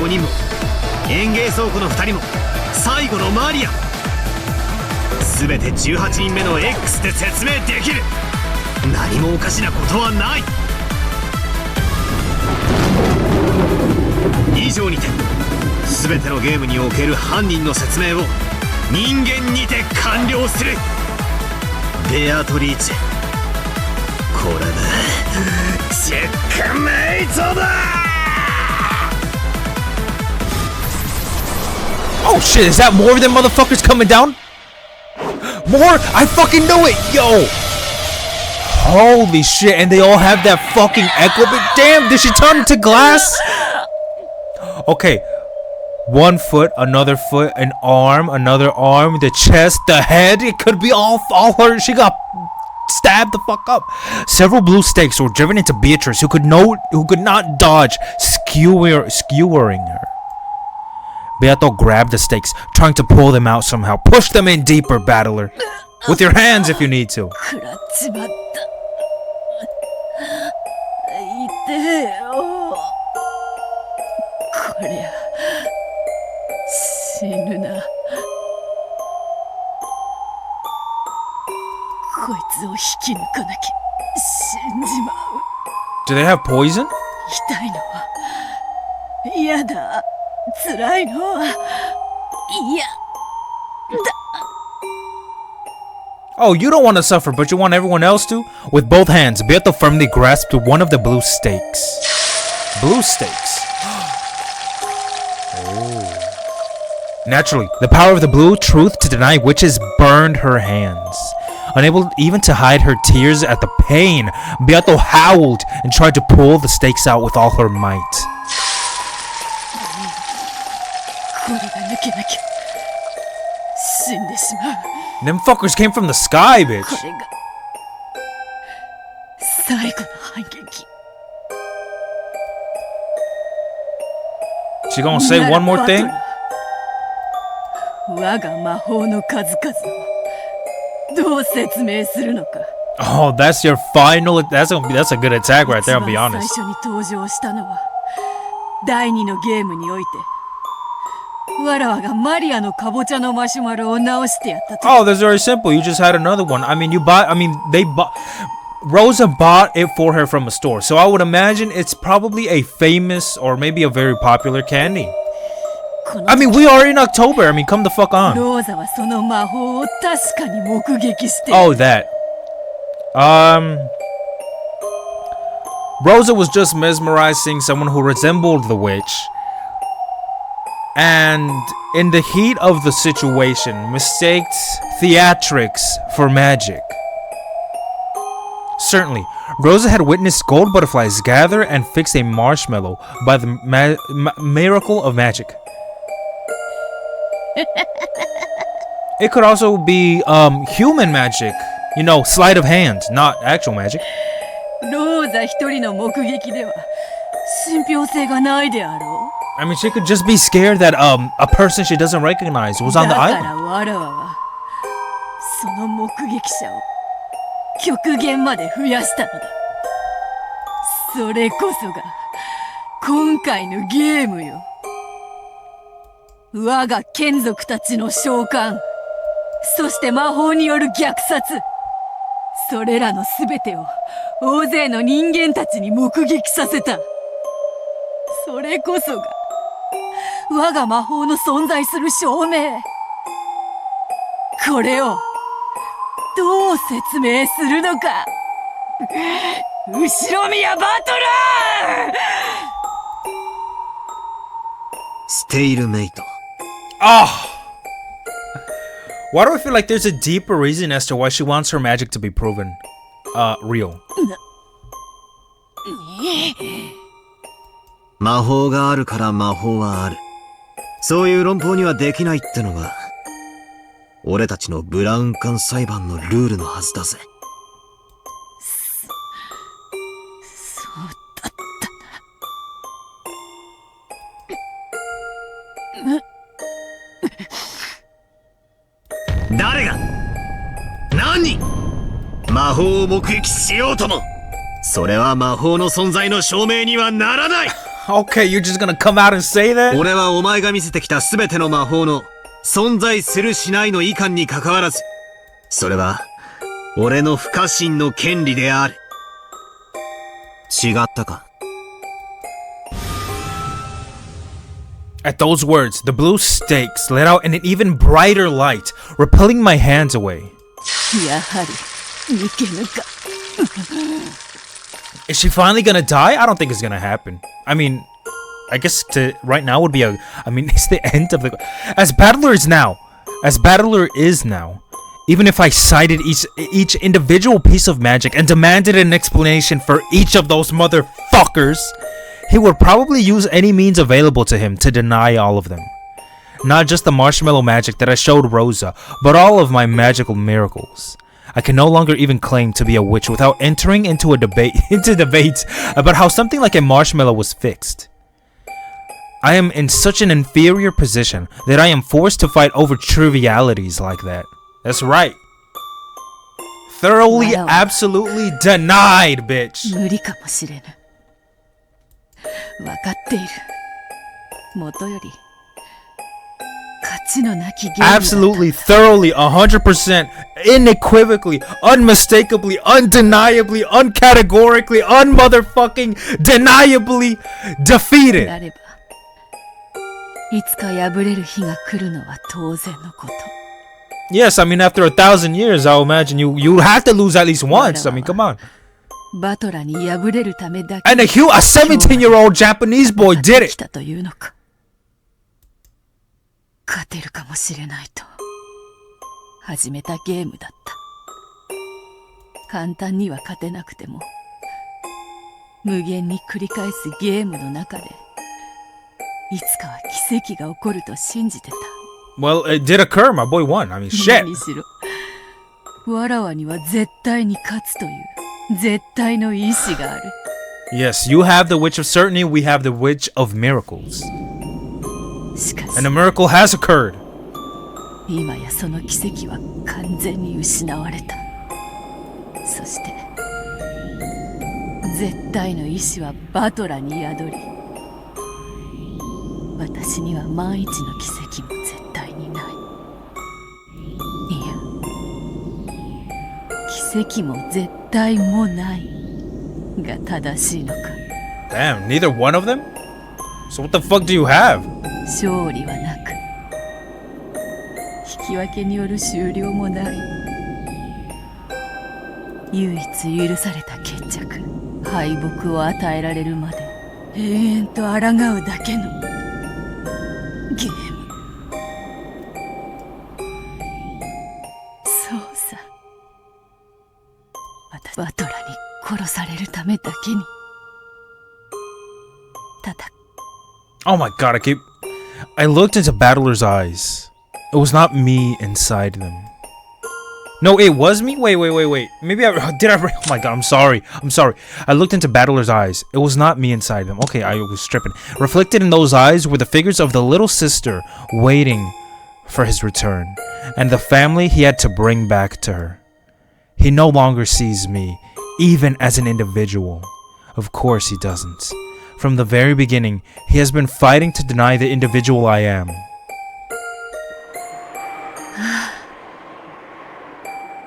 前回のゲームは面白かったな。ちょっと騙しただけだったけど、ほんのわずかの間だけでも分かり合えたような感じになって面白かったな。そうだ、 Oh shit. そこで手を打っておけばよかったんだよ。バトラがコロッと騙されたまま永遠に騙し続けてればよかったんだ。 Bitch nearly had it. でも Maybe she just wanted to keep playing. あれじゃ本当の勝ちじゃないんだよな。これでチェックメイトか、ベアトリーチェ。 Say it! Run through with several blue stakes. Beato was still in a standing position, skewered to the ground many times over. Unable even to fall over because of this, just like how Virgilia was when she fought her, right? And still looking up into the sky, she was sewn in place. Her tragic form might have been a fitting end for the cruel witch who had endlessly toyed with 18 people's lives and who had killed constantly for hundreds and thousands of years. Gently, as though someone was mourning for something, rain began to fall. Amid that rain, Beato was exposed to the elements, crucified. 終わりなのか、ベアト。グーの音も出ぬわ。まだだろ。お前はこの程度で終わる女じゃねえだろ。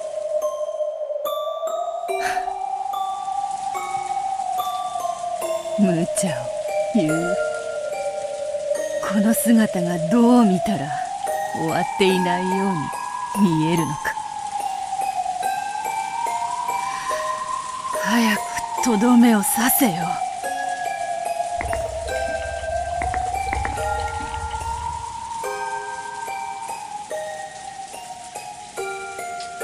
言っちまえよ、お前の青き真実で。 Say what exactly? 以上により魔女は存在しないって。 Wait a minute, okay, if this is gonna be the end anyways, right?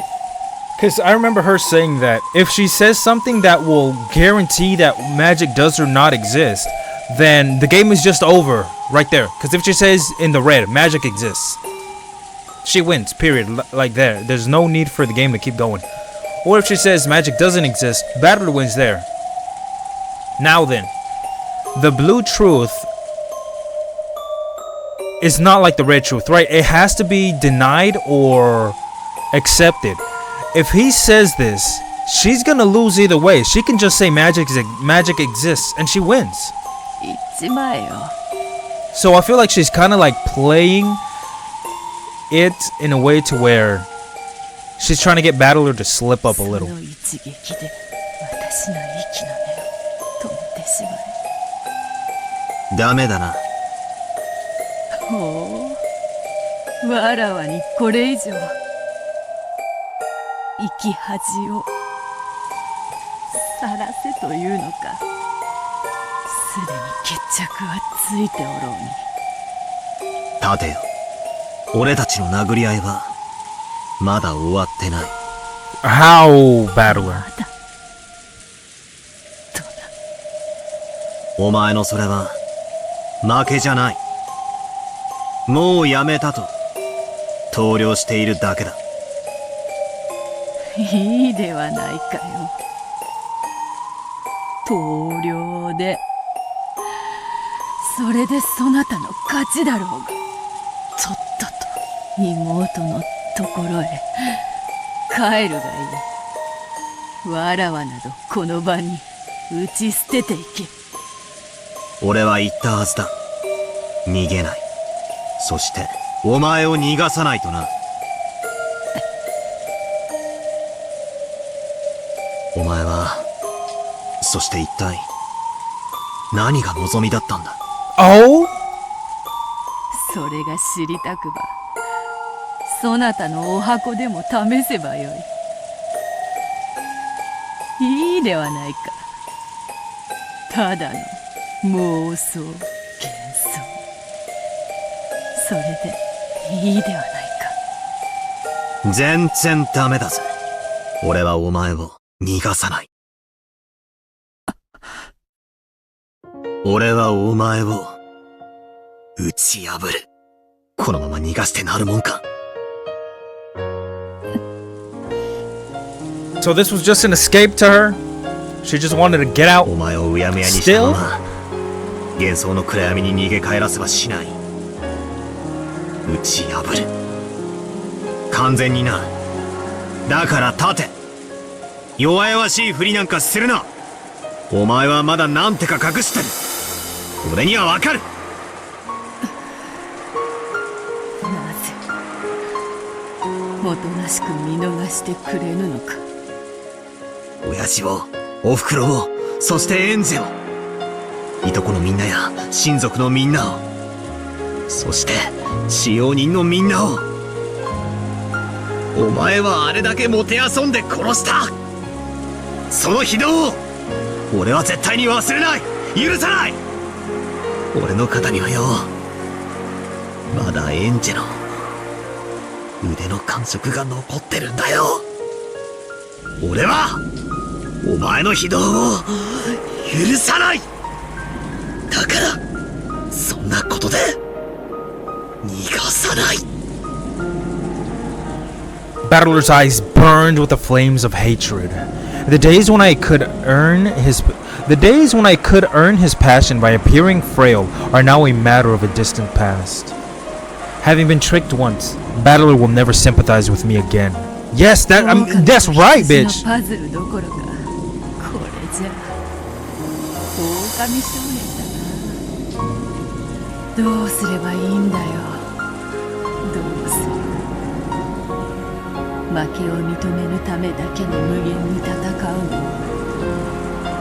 無限の魔女にふさわしき無限の豪雨。 Enough of this shit. You're gonna still hold my boy back. Fucking admit it. 勝利を与えぬために無限に嫌がらせを繰り返すのもまた。 Oh, I hate. You know what? I hate this bitch. I hate her. I fucking hate her now.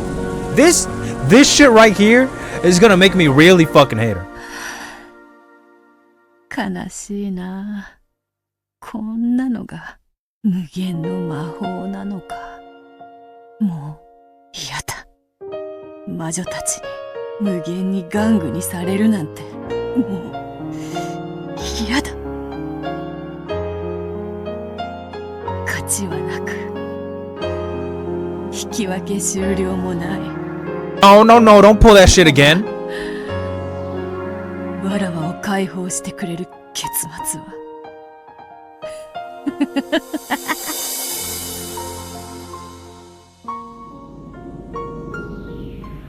魔女の道に落ちた時から悪魔と契約をしたその日から What do you mean? 末路は悲劇であると。どうした黄金の魔女ベアトリーチェ。六軒島の支配者ならば最後もそれにふさわしい Yes, 貫 bitch. 禄を見せてみろ。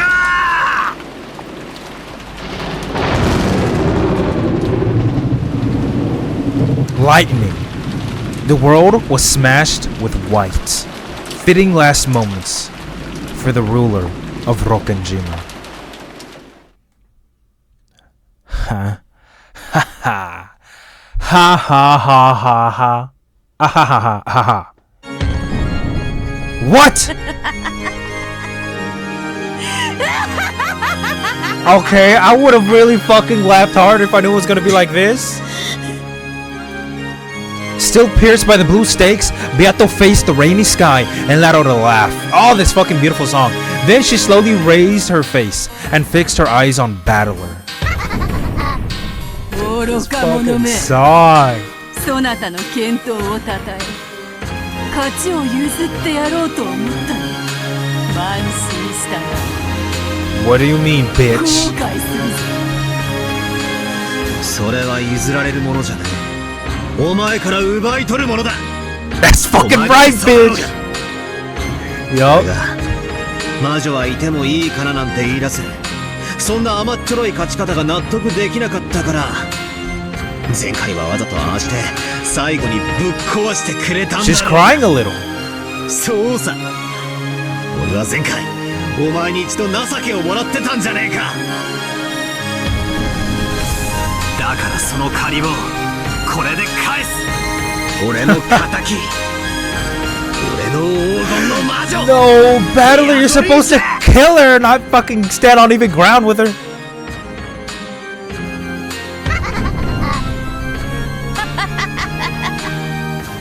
バカが。バカが。愚か者が。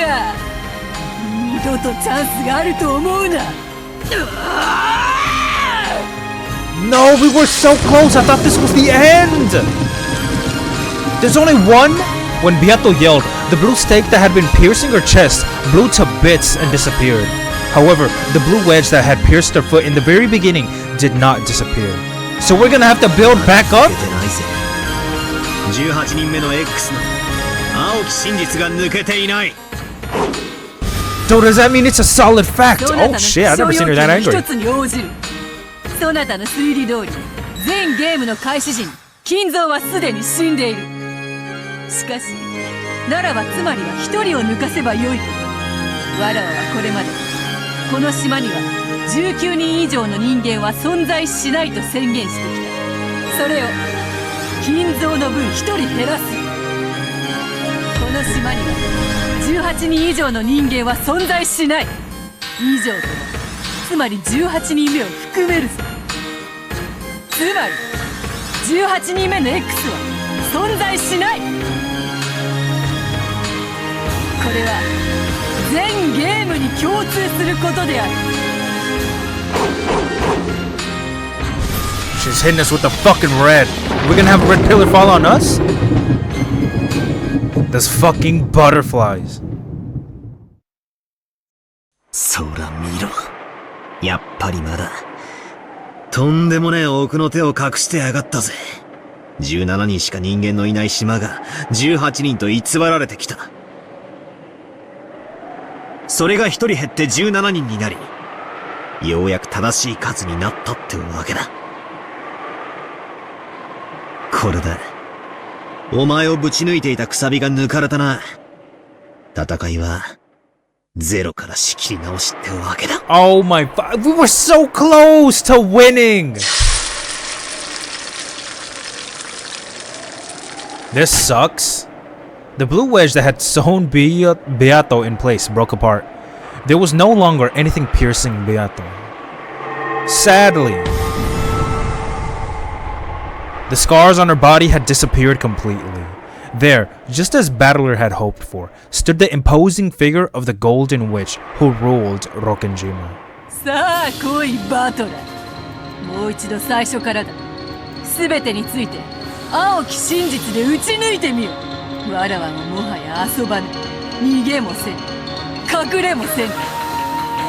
そなたが不甲斐ないならばこの勝負この場にて決着してくれよう。 Really? わらわの譲り勝利にて妥協しなかったことを永遠に後悔させてくれる。さあ第一のゲームからだ。 Oh my god, what a fucking so battler. Oh my god, battler. We could have ended it now. おう、第一のゲーム、第一の番からだ。最初の園芸倉庫で見つかった親族6人の殺人に不審な点はない。アリバイのない誰にでも犯行は可能だった。 Yeah, that's pretty. 有 Yep. 効だ。続けるぞ。次のエヴァ夫婦の密室殺人はどう？ Okay, now this one is gonna be a little 全 tricky. までかかった密室であったわ。赤き真実を追加する。二人は他殺である。密室構築後に片方を殺害の後に自殺したのではない。また殺人は執行者犠牲者が共に同室して行われた。執行者が室内から殺害する手段は存在しない。犯人にはアリバイのない人間を想定する。それは死者だ。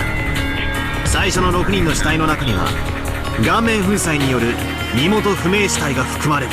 Yes. これが実は偽装死体で犠牲者のふりをして姿をくらました犯人 X が2人を殺したとの仮説は可能だ。そして犯人は密室殺人構築後ベッドの下に隠れ俺たち全員をやり過ごしたんだ。 Are you? Well, we didn't look at it that thoroughly, so I guess so. Oh, damn, bitch. よかろう。次だ。ボイラー室に至ったカノンが殺されたな。 Yes. 赤き真実を追加する。全ての生存者にアリバイがある。さらに死者も含めよう。つまり島のいかなる人間にも死者にカノンは殺せなかった。 Well, he just killed himself. Fuck it. 誰にも殺せないなら自分で殺したということはあるかもな。ならカノン君は自殺かもしれない。 Yes, he just went mad. That's what I just said. He motherfucking lost his カノン motherfucking 君は mind. 自殺ではない。 I feel like she's gonna say it. カノンは自殺ではない。重ねるぜ。復讐要求。カノン君は他殺された。復讐を拒否する。 You fucking. I hate when she does that face, man. Oh my god. その拒否で他殺を認めることも可能だがお前はすでに赤で誰にも殺せなかったと宣言している。つまり他殺ではないんだ。これは第3のゲームの連鎖密室と同じなのさ。カノン君は自殺でも他殺でもない理由で死亡したんだ。 Accident? 状況は不明だが事故死というわけさ。 Well, if we're gonna go with 目 that. に杭がぶち込まれて死んでしまうようなどのようなドジを Oh 踏ん my で事故死に至ったかについての God, that shit 説 again. 明は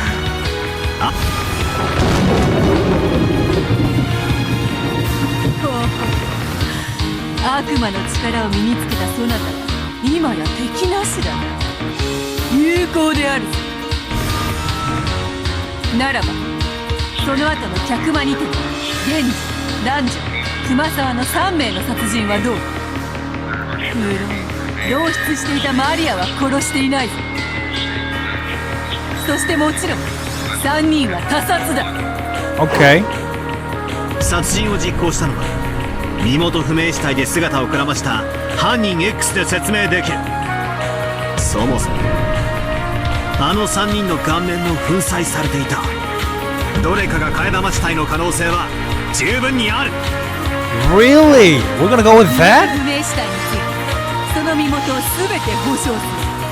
すなわち替え玉トリックは存在しない。ならば相打ち殺人で説明できる。3人はそれぞれに銃を持って時計回りに突きつけ同時に相手の顔面を吹き飛ばした。 Oh その fuck. マリアがその銃を回収して隠した。 Why the hell would she? Okay, we don't need to explain that. なんという Yeah, that is so incredibly stupid, but whatever. 気に入ったならば最後の夏日は赤き真実を追加。夏日は他殺である。身元不明死体は一切ない。生存者も全員がアリバイがある。トラップ X による間接殺人で説明できる。夏日おばさんの銃に細工がされてたんだ。あの銃は構えて撃った人間のちょうど眉間に弾をくれてやるように作られた罠。夏日の額に埋まりし銃弾は夏日の銃から放たれたものではない。夏日おばさんは内容不明の手紙によりおびき出された可能性がある。 Yes, we still don't know what was in it. ホールに呼び出された。そして特定の時刻に特定の場所に立つように強いられて、あらかじめ設置してあった銃を利用したトラップ X により殺害されたんだ。素晴らしい。そなたの暴論はもはや心地よくすらある。 So we just did that? 第一のゲームをそなたに譲ろうぜ。 Respect. I don't think he's gonna like that. There we go, bitch. God damn, bitch. Oh shit. Thoroughly defeated. The instant Beato admitted defeat in the first game, the stakes of Blue Truth once again pierced her chest, letting out a terrible sound. Ow.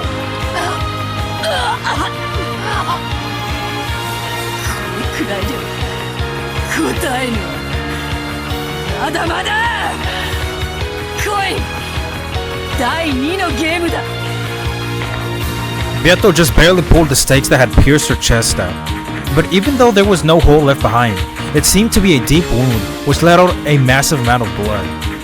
And an intense pain of equal measure tormented her. But Beato grinned, grinding her teeth, and pushed for the next game to start. But I won't feel any sympathy. Just by her existing there, we will be killed and made to suffer over and over. And Angie will be burdened with a future of isolation. Oops. そうだ。わらはここにただ笑うだけでも永遠の地獄は続く。そなたを妹に返しはしない。妹は帰らぬ家族に1000年の間泣き続ければよい。 You don't feel pain from that? That'll make you feel bad for you? 情けも容赦もしねえぜ。第2のゲームだ。まずは最初の事件だ。6人が殺された礼拝堂での密室殺人については当時の俺がすでにカンパしている。マリアの鍵を何者かが密かに拝借し、事件終了後に密かにマリアのカバンに戻したんだ。マリアの鍵はマリア受領後から翌日のローザ開封の瞬間まで誰の手にも渡っていない。 That's a contradiction, bitch. ジジイの主催と同じ構造で礼拝堂の扉がオートロックだった可能性がある。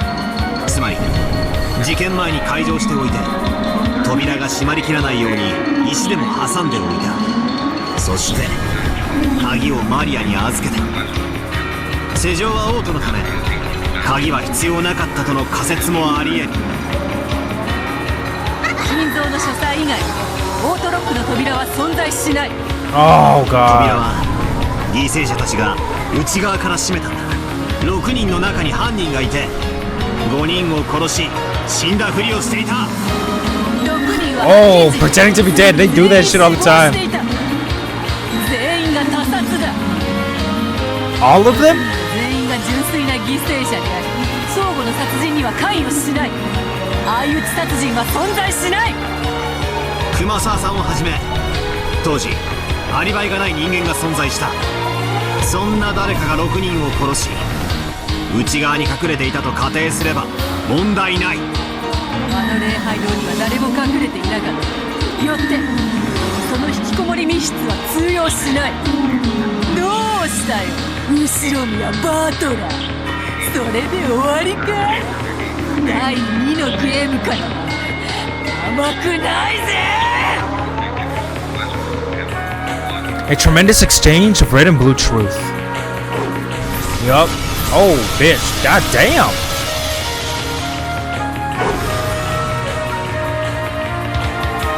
Oh wow, and then they all disappear from the red.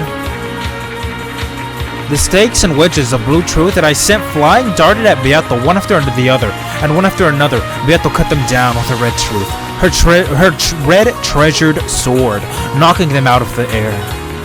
But the blood she had lost from the first game was probably awful. This intense exercise was putting her under even greater strain. I could see her breath growing ragged. That's why I can't hold back now. I'll corner that witch, and this time I'll break through her. まだだぜ。ああ、ダメだ。 There it is, bitch. 全然ダメだ。俺のへりくつは終わっちゃいねえぜ。ならばこれはどうだ。 Oh, 彼らに与えら breaking れた glass? 飲食物に小型爆弾が入っていて、腹の中で爆発した。 Wow. Small つまり bombs. トラップ X による犯行の可能性。気づかずに飲み込んで腹をぶちまけるような爆弾の詳細については悪魔の証明。説明拒否。I refuse to explain. Wow, dude, we are so ridiculous. It might as well be witches. 小型爆弾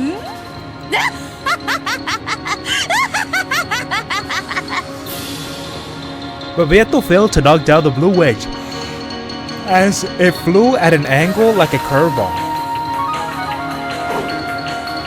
Oh shit! It let out a loud thunk. It let out a loud thunk and gouged itself deeply into her left shoulder.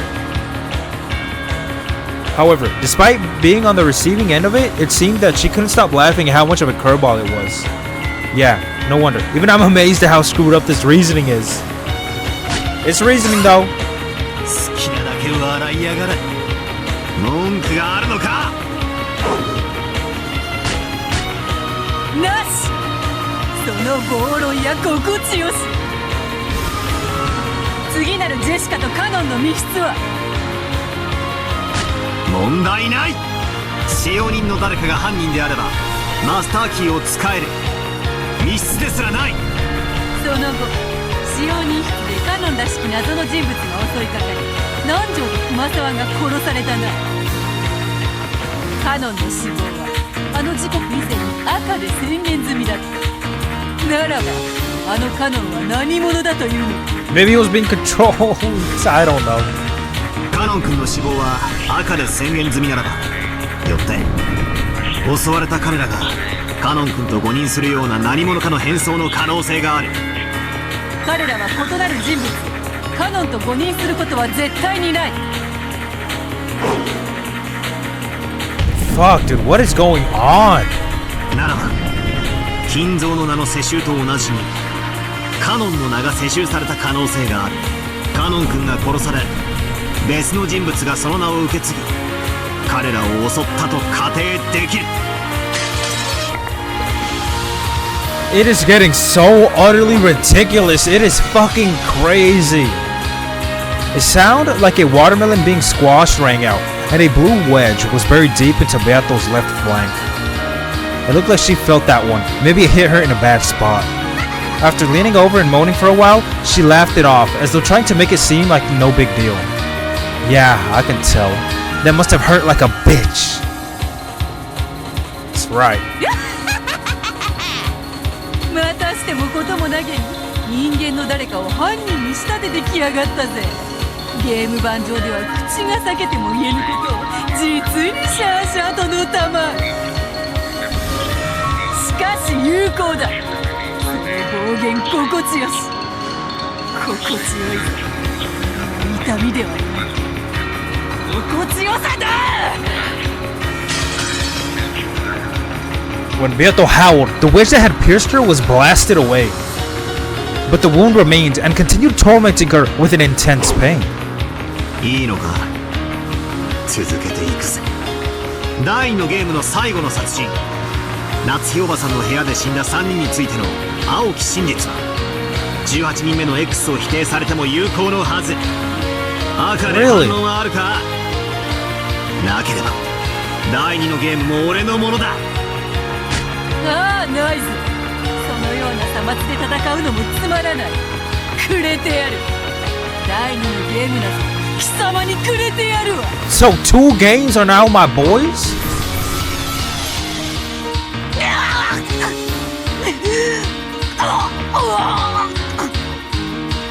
The instant she admitted defeat in the second game, this time 2 blue stakes gouged through Beato's chest. 1 for each boob? Or tit, I should say. The witch's lungs were gouged. Oh, so they really did go through. And her intestines. The witch's face twisted in anguish. Her body twisted as she gasped in pain. Seems like it is. いやいや、くすぐったいくらい。全身を細切れにされてくず肉の山にされたお前の妹に比べればね。 What a お bitch. 前もくず肉にしてやるぞ。兄弟仲良く混ぜて合いびきにしてくれるわ。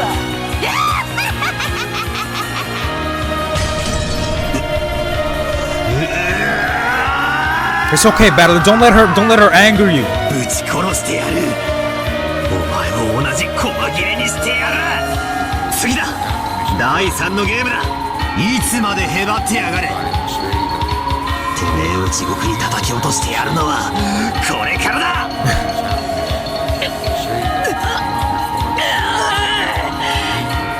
無論よ、これくらいでへばるものか。そうと、まだまだこれからよ。さあ、第3のゲームを始めよう。まずは最初の6連結の連鎖密室。 Oh, this shit 本来 again. ならこの密室はそなたが当時にカンパしている。しかしそなたは金蔵を殺してしまった。 At the time, I hypothesized that Gramps was the culprit, and that after killing the other 5 and stringing the keys across each room, he constructed his own locked room in the boiler room, where, in the middle of carrying out some kind of scheme, he had an accident which resulted in him burning to death in the boiler room. But now I've gone and declared that Gramps was already dead, so I've denied my own theory. The irony. However, 問題ない。ジジイ以外にも犯行可能な人間は大勢いる。親族会議中だった大人たちが全員グルで犯行に及んだとさえ言い切れる。マスターキー5本は全て5人の使用人の懐よりそれぞれ発見された。個別の鍵は死体の傍らの封筒の中。つまり連鎖密室に関わる全ての鍵が連鎖密室内に閉じ込められていたわけだ。ドアの隙間だの窓の隙間だの通気口だの、そんなところを使って密室外から鍵を戻すことなどできるぞ。なら毒ガスで殺したんだ。 wow. 鍵は通らなくてもガスなら通るぜ。密室の外から殺人を実行したんだ。彼ら全員には致命傷となった重曹と思わしき傷跡があったぞ。室外からの殺害は不可能だぞ。さらに赤を重ねようぞ。金蔵を除く5人の殺人の際、殺人者は必ず同室している。自殺者がいないことは当時に赤で宣言済みだ。犯人は全員をそれぞれの部屋で殺害後、連鎖密室を構築した。しかし最後の部屋の鍵だけはどうしても密室内に戻せない。だが戻すことはできたぜ。死体の第一発見者が鍵を見つけたふりをして誰かの死体のポケットから取り出して見せればいいからだ。I don't really understand that one, but I don't fucking care. She could have fully blocked that blue stake retort. Pushed back by the blue wedges, unleashed one after another, Beato finally failed to block one, and once again took a severe wound.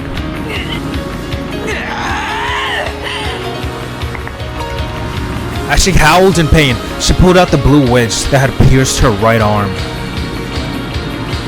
Beato's entire body had been slashed and pierced with blue wedges, stakes, and blades over and over again, and by now, her whole body was covered in blood. But even so, Beato grinned, cackled as though she was enjoying it.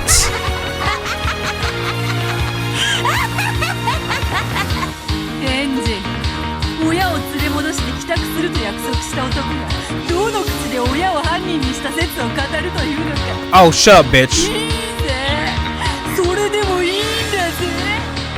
家族で仲良く大量殺人に手を染めて、決して落ちぬ血にまみれながらエンジェのところに帰れよ。 Gladly, bitch. I don't even それ care. こそ魔女の島からの生還者にお似合いだぜ。クズ肉エンジェにぴったりだ。 What is she doing trying to talk all this shit? 黙りやがれ。てめえを殺せ、バラバラにして殺せ。命を必要はならず、絶対にこの手で最悪の死を与えてやる。そう Really? ならできるだろう。千年の残虐の限りを尽くしきったわらわに、それに見合う最後を与えてくれるだろう。ああ、それが痛いのか辛いのか、それともくすぐったいのかな。これくらいで答えるかよ。来いよ後ろ宮バトラー、まだ謎は残ってるぜ。 Alright, well, I keep fucking misclicking. Alright, then let's discuss them. Mieto had already counted my first powerful move, the 18th person X, by making the number of people on the island 17. Just by limiting the number of people on to 17 doesn't overturn the theory that Anteva is the culprit. I can crush most of the murders in the third game with that theory. Oh damn, bitch, all in the same spot? Blood was dripping from all over the body of the Golden Witch. I was cornering her, and this time, completely without mercy. This isn't a game played only to determine a winner and a loser. Yeah, we're not playing around here. Even just playing and fighting like this here delays the trip home. In her isolation, Anja will continue to have her heart torn apart by loneliness and sadness. I have to go back to Anji as fast as I can. ボロボロだな。虫の息ってやつか。 I hope so. Oh shit. She stumbled. まだ答えぬ。これくらい。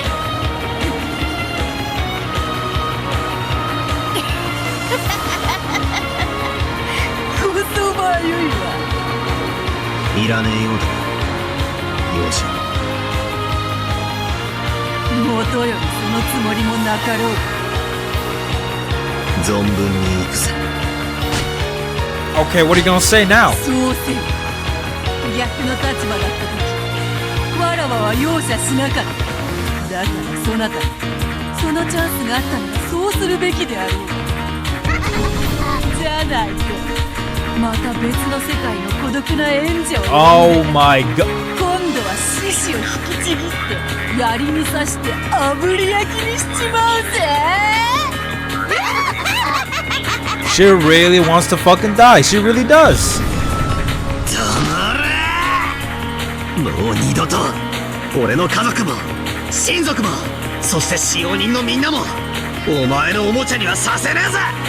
俺はすでに第4のゲームの謎を全て青き真実で打ち破っている。残る謎は第3のゲームの一番最後、南條先生の殺人だけだぞ。おい、 Nanjo. わらわもうそんなところまで追い詰められてわらわも偶然の灯火であるの。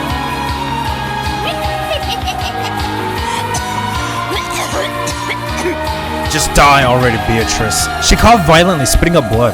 Her insides had been punched through so many times. It was only natural. ということは、この南條先生殺しの謎だけがお前が魔女であることの最後の防衛戦ってことになるな。It was him outside the medical room with Jessica inside the medical room. わらわは全ての謎を破られた。そなたの真実に残り新しき赤き真実で反論するか。わらわは死ぬ。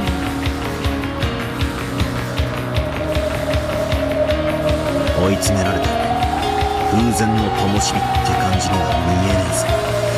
まだ何か隠し玉を持っているが。さあどうかわら千年の長すぎる生涯に愛とその手に巡り合ったそなたという公的種に生涯を閉じるのも悪くないと思い始めている。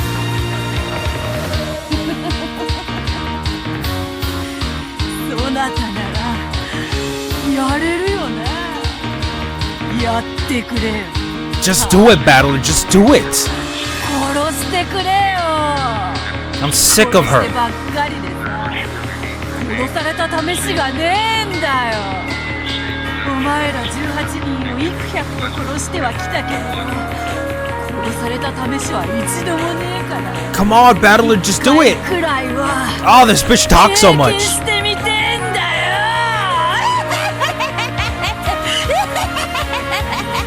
Slap her again, Battler. You did that before. It was a graceless show of bravado, unchanged from before. But blood dripped down from her mouth, and her once beautiful dress was covered with holes, and blood poured from all over her body, making her physical appearance look very different from her attitude.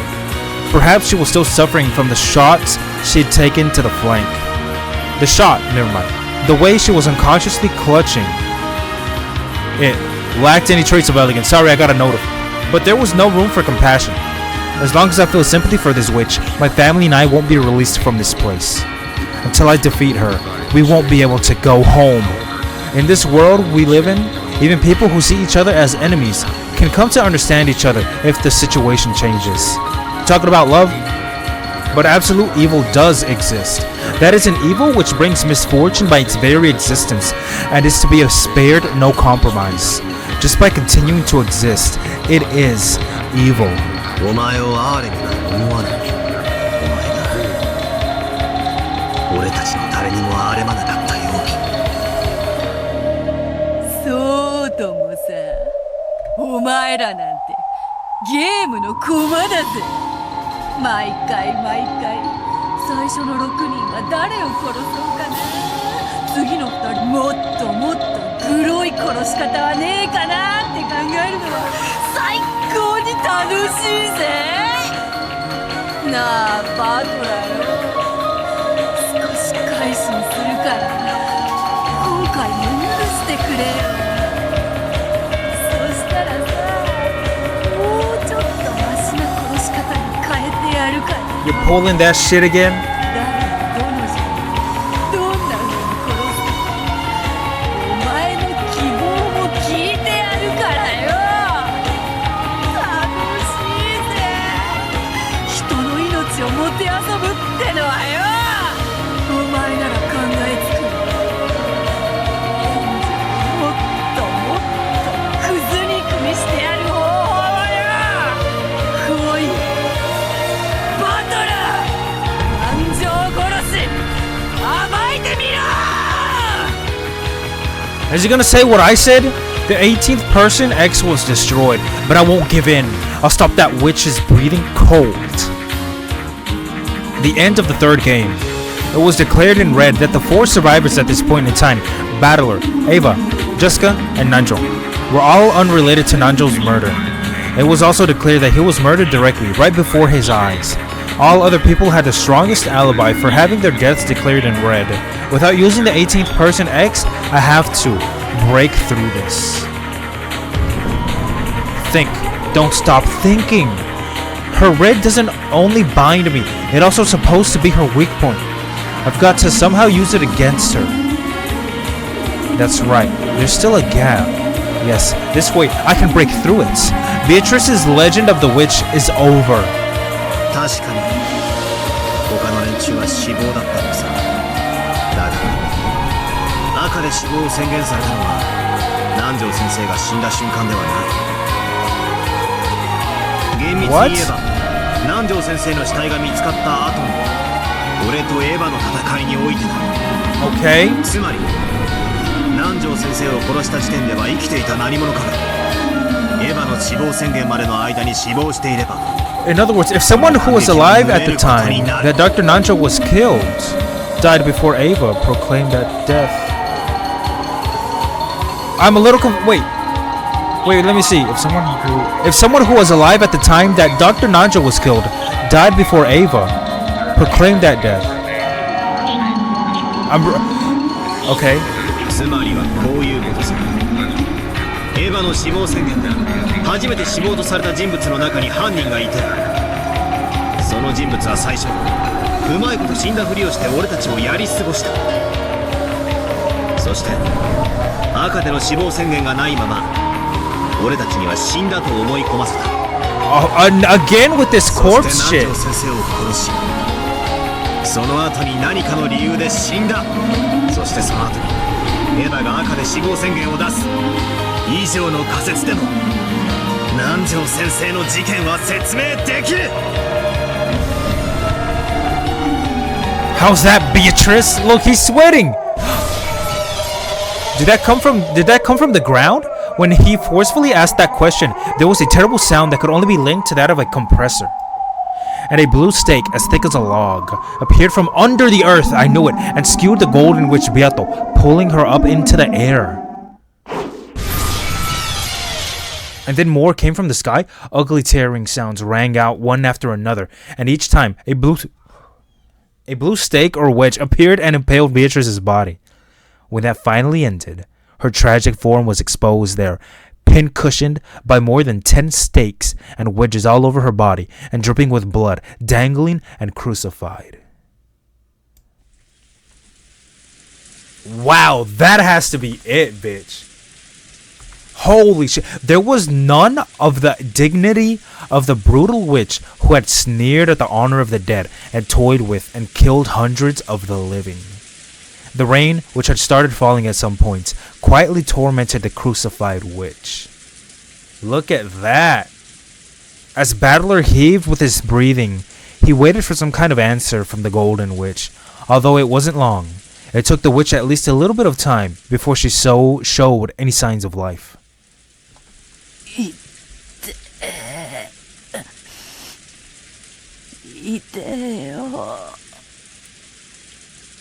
Jigo, 自得だぜ。お前が殺めてきた人々の痛みの一部を思い知れ。 Even as he said that, it seemed Battler had lost a little of his forcefulness at this extremely pitiful sight. Also, there's more of these fuckers just up. He couldn't help but avert his eyes from a woman exposed in such a brutal fashion, even if she was his enemy. But even so, unless he destroyed Beatrice, the battle wouldn't end. Battler, 頼むよ。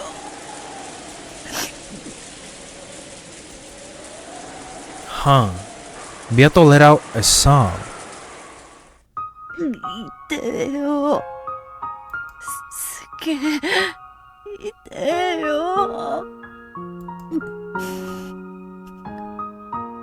終わらせて。終わらせて。 I'm with her. Just end it already, Battler. でもまだ死ねねえんだよ。 Well, I don't really care too much about that, but I do want him to end it. Go back to Anji. こんなにいてるのに。 Well, I'm kind of glad to hear that. 死ねねえんだよ。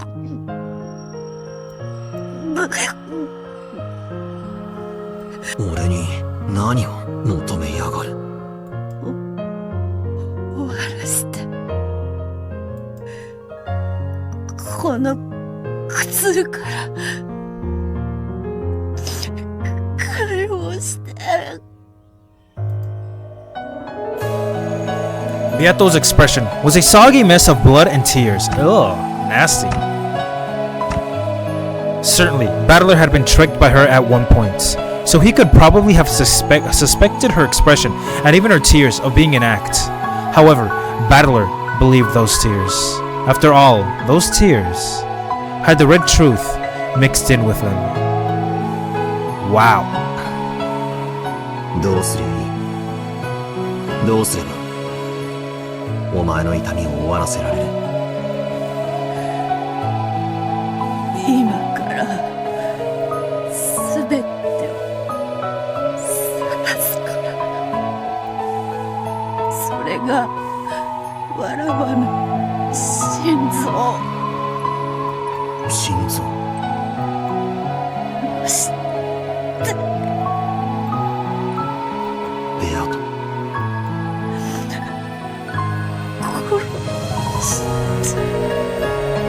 Okay, okay.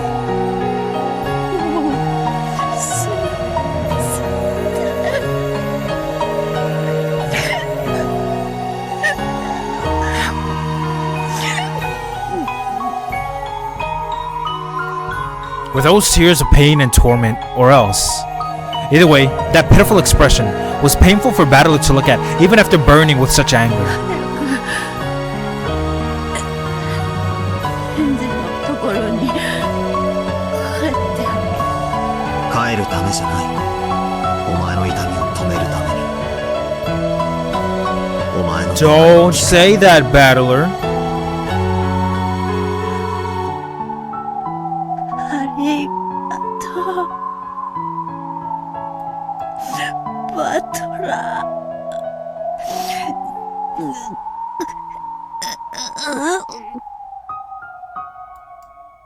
With her last breaths, Beato summoned up all her remaining strength and managed to close both of her hands into fists.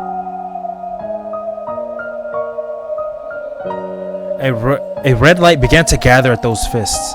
Then she lifted her arms as though wishing for something from heaven. 殺せるから私の全て心臓を潰して貫いてね。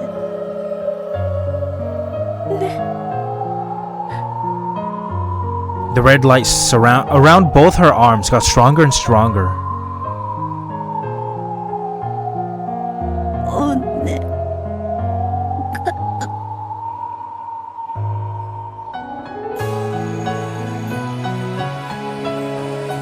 She's got that far into the world, and then her face tilted to the side of it. No, into the word, not world, fuck me. Her right arm lost its light and flopped down. But her left arm alone did not lose its light and remained held up towards the heavens.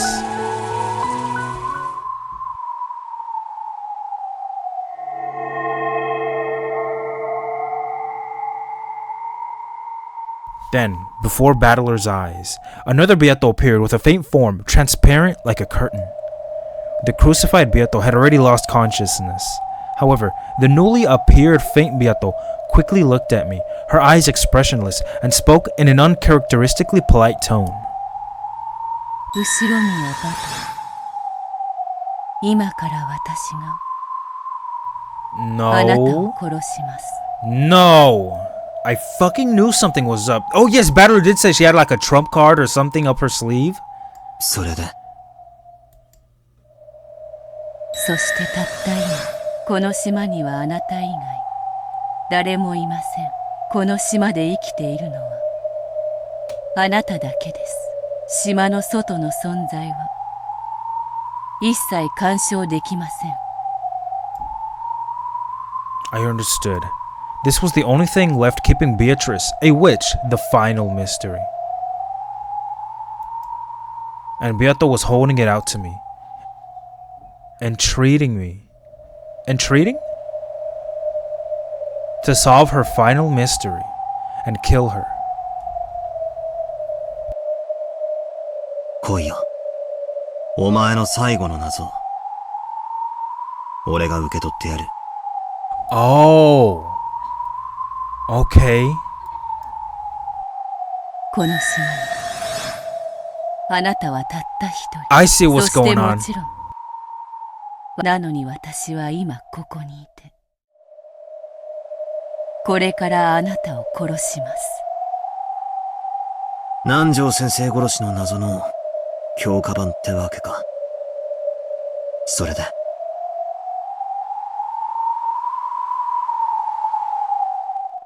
私は誰？それがお前の最後の出題なのか。私は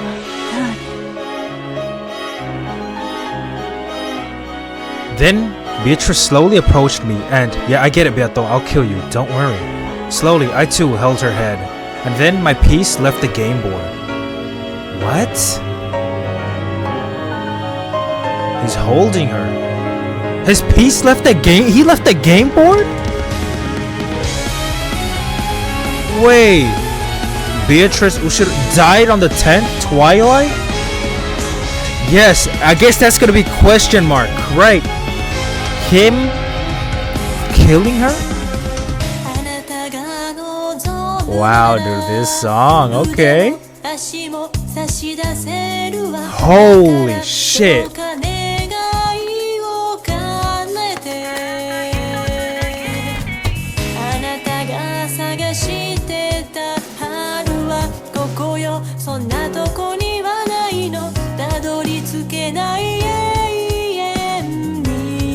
Okay, so basically what happened at the end is that she was gonna kill Battler, right?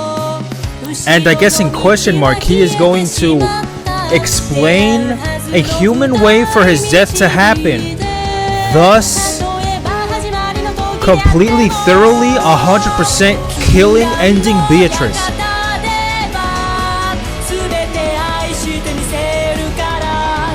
Ooh, God.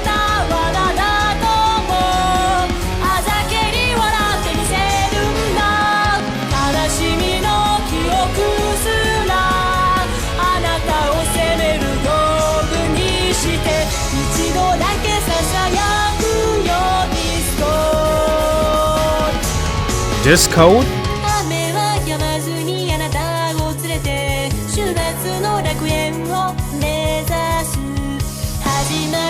Wow.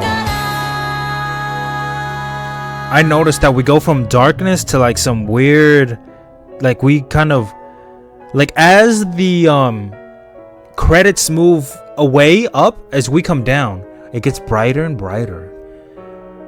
Fourth game. Alliance of the Golden Witch. Alliance? Oh shit.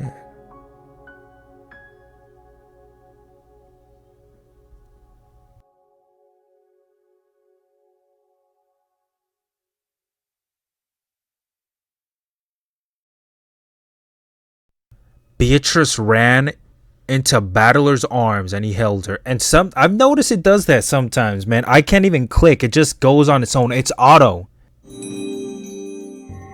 Okay, there it is, man. I recorded for a lot longer than I've been recording since fucking like 9. It's 11, about to be 12.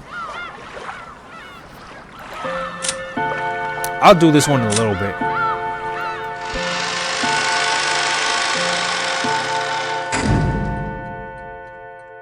Okay, here we are, man. Let's just go right into it. This is gonna be a short one. One thing I want to say is that I didn't explain this very well last episode, but when I said that what the story is about, I'm thinking about plot twists. What the story is about, you know, again, Beatrice, Battler, whatever. I said that 1,000 times. I'm also thinking about, they said make theories. Now then, that's what I got wrong. I thought they were saying, oh, make theories about how they solve the crimes. That was one aspect. They also said to make theories about what you think is going to happen. So I'm still on episode 4 here. Question mark, question mark. It's only going to be 20 minutes. It's going to be short. I think, I'll be honest, I have looked around, right? I mean, it's impossible, dude. I get shit recommended to me. Of course, I'm going to look up UMINEKO. Look up one thing or another, and obviously I'm on Twitter a lot, and there I get a lot of UMINEKO shit recommended to me. One thing I will say is that I have seen a little bit, like a couple pictures here and there of UMINEKO episode answer arcs, right? I think it's called UMINEKO Chiru. I don't think I saw Beatrice in UMINEKO Chiru. At least a couple of pics. I've seen like some Like, I think a girl with blue hair, or like two girls with blue hair. I'm not really, regardless, my theory is that I'm not really sure if Beatrice is gonna die right now. Maybe she is, maybe she isn't. You know what, I have no theories. Let's just go. Fuck it, caution to the wind, bitch.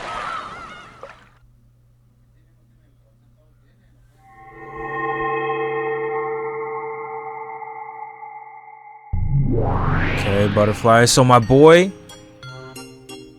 unknown. Fragment number what?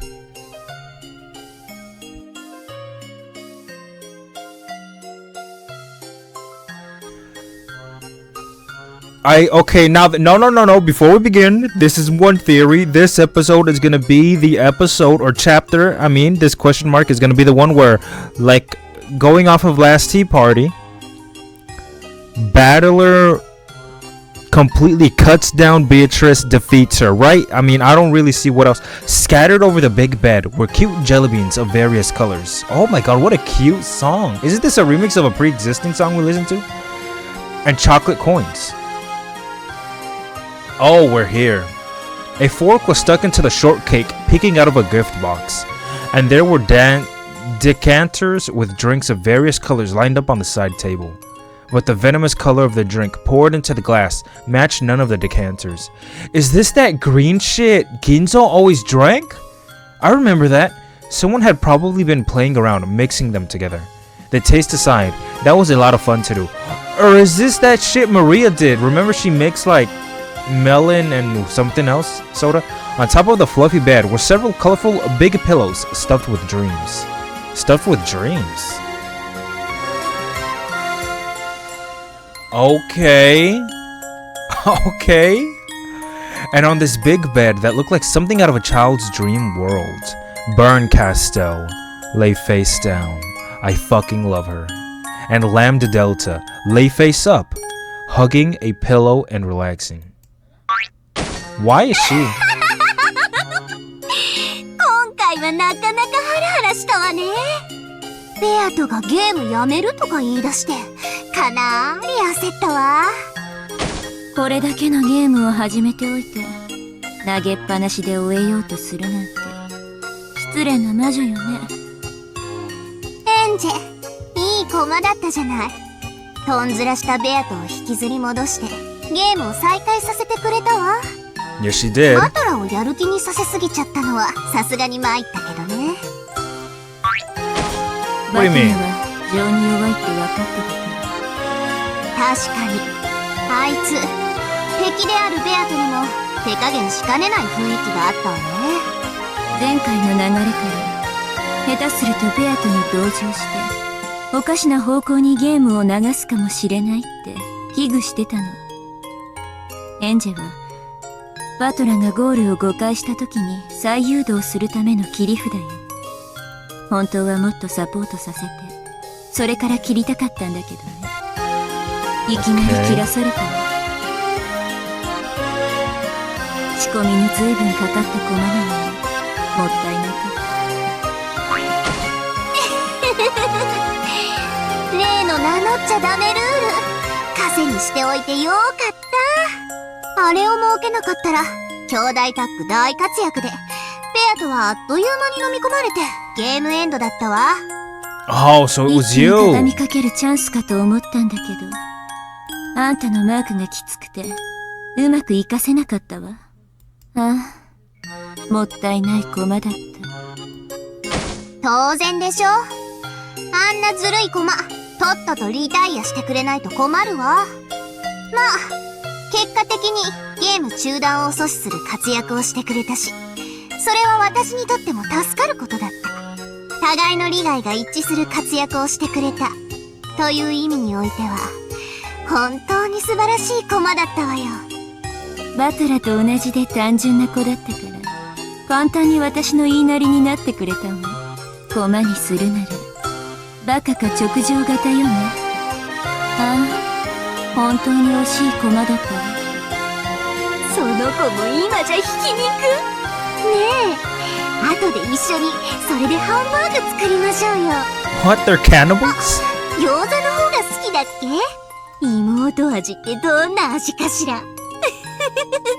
笑える。あんた、そんな余裕でいいの？エンジェのおかげでバトラは奮起。ベアとを猛追し始め、今やだいぶ私が有利なゲーム展開だと思うけど。というかバトラ、今回でこれまでのほとんどの謎を解いちゃったんじゃない？ What do you mean by almost? Thought he did solve all. とんでもない。バトラの青き真実なんてほとんど外れてるわよ。ベア No. とのぬるい赤なんて隙間だらけだもの。多少は知恵の回る子だったら適当にへりくつ並べりゃ簡単にすり抜けられるわ。ああ、本当にイライラしたわよ。私だったらどれもこれも徹底的に赤で切り返してるわ。あら、そうだったの？私はてっきり、あれらが正解だと思ってたわ。小型爆弾を飲み込ませて云々は、さすがにどうかと思ったけど。Swallowing small バト bombs. ラの青き真実だって全部が有効になってはいないわ。ベアとは第一のゲームにおいて身元不明死体についてその身元を全て保証する。これによりバトラのエヴァ秀吉の密室殺人の犯人は偽装死体を演じた何者かという。 Really? 次にボイラー室のカノンは事故死だったろうとしてるけど自分の胸に杭が突き刺さっちゃう事故って何よ。 I don't know, slip and fall. I mean, crazy shit has happened before. ばっかじゃない。私が赤き宝刀とやらで切ってやるわよ。 I do it then. カノンは事故死ではない。その次の客間での源氏たち3人の殺人の時計回りに同時に射殺して死に合ったとかいう相打ち殺人の滑稽だわ。 Really? 源氏、熊沢、南條は殺人者ではない。最後の夏日殺しのトラップ X もバカバカしいわ。夏日を射殺したのはトラップじゃなくちゃんと銃を構えて引き金を引いてしっかり射殺したのよ。ご愁傷様。 Well, I'm glad we're not fighting な you. んそんなこと赤で言って。あの子、夏日の銃弾を魔法で跳ね返して殺したってことにしてるんだから。あらあら、いけない。そうだったわね。第2のゲームの青き真実だって甘すぎよ。 So all we're here to do is hear her bitch about my boy? 犯人は礼拝堂内にいたわ。あいつ何でもかんでもトラップ X で説明しようとするわよね。トラップ X って何よ。変なミステリー小説のお約束。 Oh, girl, we gotta fight, you idiots. 使用人室で南條と熊沢が殺された事件のカノンの名前を世襲したとかいうのも滑稽だわ。カノンの名を名乗ることができるのは本人のみ。異なる人間が名乗ることはできない。 Well, whatever. The game is over. You can't say any of this. 夏日を借りたという推理もダメダメ。 Oh, fuck. ローザが She's マ like スターキー Cross. を管理して以降、それらすべては一度たりとも彼女の手を離れていない。夏日の部屋を開錠した時にバトラに貸し出した際を除いてね。まだまだ続くけど、ざっと軽く見てもこんな感じかしら。 Yes, you know what, Lamb? I don't 軽 care. くも何も。あんた、第1と第2のゲームにおけるバトラの青き真実。あらあら、なんてこと。バトラがそれを聞いたら、そっとしちゃうわね。 Yes, we will probably be defeated. ベアとは全然追い詰められてなんかいないのよ。 But she gave あの up. 子、やっぱりなかなかの役者だわ。きっと今回のゲームでは一見追い詰められたふりをしてみせて、次のゲームあたりでバサーッと赤で一刀両断にしてバトルをびっくり仰天させる作戦でしょうよ。 Yup, I knew it. I can't trust her for shit. それできっとまた大笑いしながら言うんだわ。魔女はピンチになんかなりましぇんって。ベアとの追い詰められたみたいな悲壮感は全部演技なの？そうに決まってるじゃない。あいつ本当に大女優よね。全然追い詰められてなんかいないのに、最終回顔負けのクライマックス感だったわ。今年の助演女優賞はあいつに決定ね。まあもちろん主演は私だけど、ベルンでもいいわよ。私を殺すみたいなことを言って最後に大きな謎を出したわよ。それを解かれたらベアとは今度こそおしまいの排水の陣じゃないの？や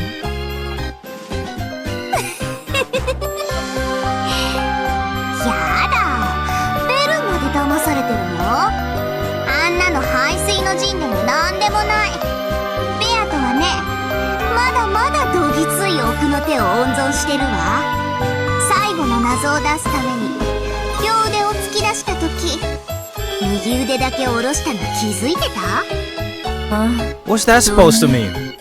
あれはそういう意味だったわ。そういうわけ。あの子はまだまだ奥の手を残してる。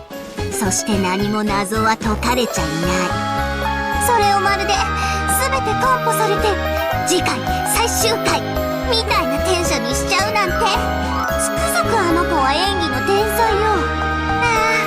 早くバトラーをどん底に叩き落とすところが見てやりたいわ。 Oh my god, I hate this! あの子、前回のゲームの北風と太陽作戦ですっかり味を占めちゃったんじゃない？バトラー、きっとまたベアトに同情してコロッと引っかかるわよ。女の涙は一粒で男を騙せるからね。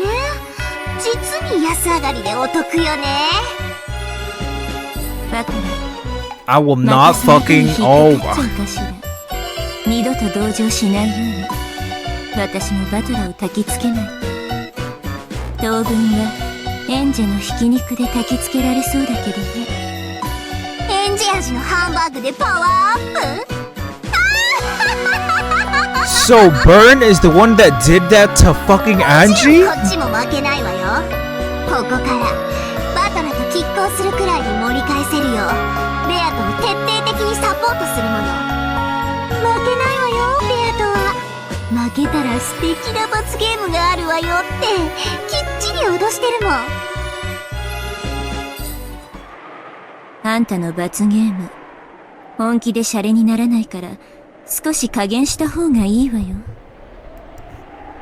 ベルンに次に罰ゲームをできるときはこうしようって決めてるのがあるの。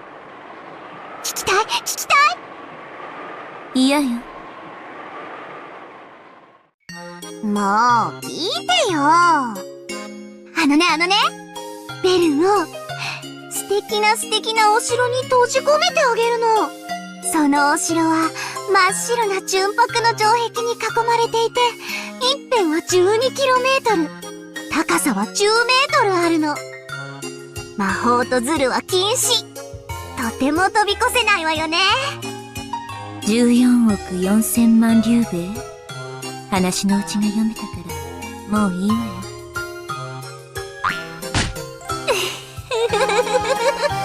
そこをね、毎日一粒ずつの宝石で埋めていくの。それで城壁いっぱいに溜まるまでベルンを閉じ込めて、その宝石で埋め殺すの。 Okay. 素敵なロマンチックな罰ゲームでしょ。一辺を5倍にしていいから高さを10分の1にしてくれたら今から閉じ込めてもいいわよ。ほんと？36億竜兵になるわよ。罰ゲームが倍以上の期間になるわよ。そんなにも長い間虜になってくれるのね。ベルン大好き、愛してる。Ugh, she's a little weird. Lamdelta playfully clung to Bern Castle. Get the fuck off me, bitch. Who yawned, looking bored as she stroked Lamdelta under the chin as though playing with a cat. ベルンはバトラの勝利にかけてて、私は二人が永遠に引き分けになるのにかけてる。それで、誰かベアとの勝利にはかけてないの？かけないわよ。勝率0だもん。跡の魔女に奇跡ゼロって言われるのも本当にお気の毒。 If that's the case, imagine she wins. What if she 私も書けない does? けどね。絶対。絶対の魔女に絶対ダメって言われるのもお気の毒ね。 Dude, they do this shit all the time. Everyone says, oh, it can't be done, or there's nothing, this person is destined to lose. And then by some stupid bullshit miracle, even if she is the Witch of Miracles, even defying her, they will win. It's always the underdog, so I'm guessing she's gonna win. That's my theory. Unusually for them, and somehow her winning will be a positive for Battler. I don't know why. Usually for them, they giggle together. Because Battler, there's no way he's ど gonna ういう lose. 決着に終わるかしら。さすがにそれだけは読めないわ。だから楽しいわけだし。もう逃げも中断も許さない。絶対にゲームを続けさせる。逃がさない。これからどんな風に展開していくのか想像もつかないけれど、絶対にありえない決着の仕方だけはわかるわ。ベアトが勝って終わることだけはないわね。だって私もベルンもどっちもベアトの勝利にかけてないんだもん。つまりベアトが勝ちそうになったら私たち二大魔女を敵に回すことになる。そういうことね。私たちの力が最も均衡するのは引き分けとバトラ有利の中間で均衡している場合のみ。ベアト有利に傾きすぎれば私たちは共に同じベクトルに団結してベアトを引きずり戻す。つまりベアト優勢になった瞬間、私たち二人をまとめて敵に回すってことよ。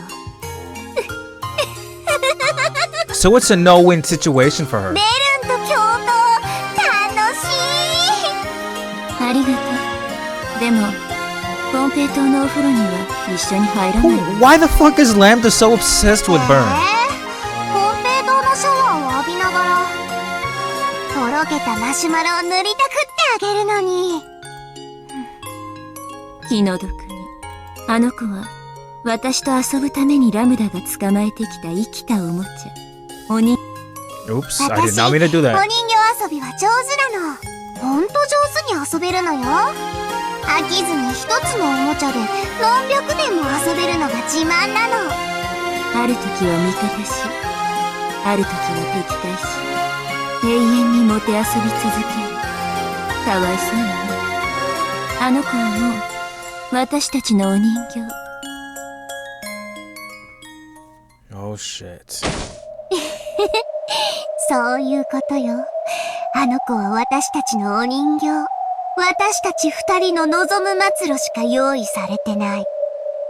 つまり、私によって永遠に引き分けが繰り返されるか、ベルンによってベアトが敗北して滅ぼされるか、でしか終わらないと断言できる。ベアトが勝って終わるようなことは、奇跡の魔女として宣言するわ。Whoa, wait a な minute. ら私は絶対の魔女として宣言するわ。 Wait a motherfucking minute. Certainty and even beyond? To ベア miracles. トは絶対に勝利できない。そして奇跡は絶対に起こらない。But aren't they supposed to say that shit in red? They just said it normally. Wait a minute. I'm not fucking taking that. Oh, what the fuck? They're looking at me?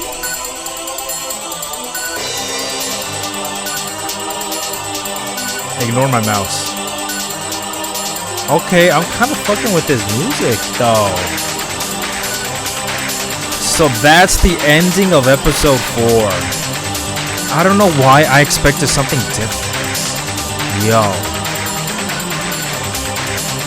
So they're both, so everyone's against Beatrice. Battler's against her. Bern Casto's against her. Lambda Delta's against her. The only one with her is fucking Maria. And what is Maria again? The witch of, is it Origins?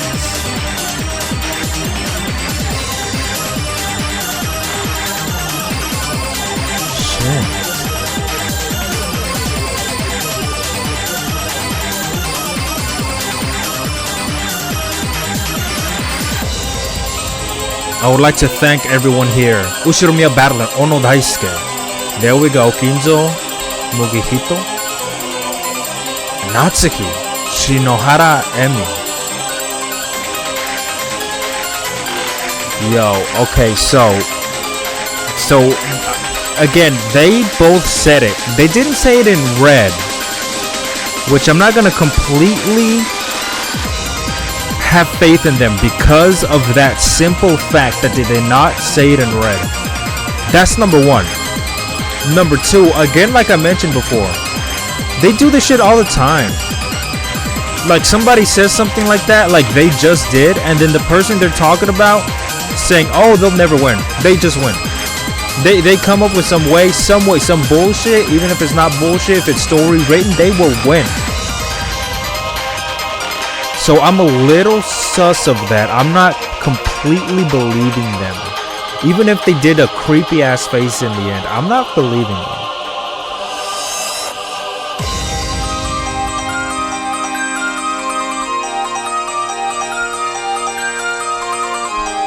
Oh, Bern Castle! Tamura Yukari. Yo. This fucking song is hot. It sounds like the end of the world, bitch. You're fighting like some demonic shit, some angelic shit, some otherworldly shit with this song, bitch. Shit is hot.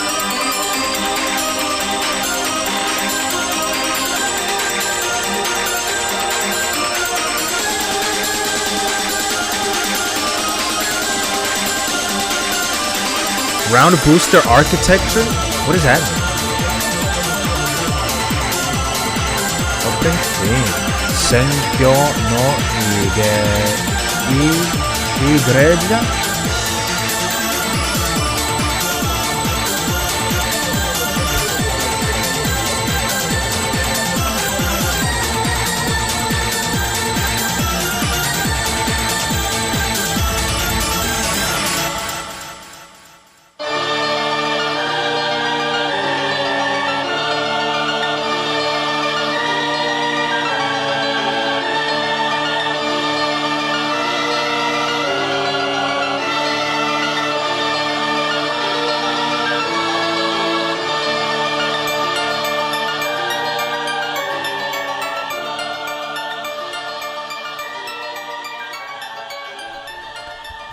This fucking music really is hot as shit.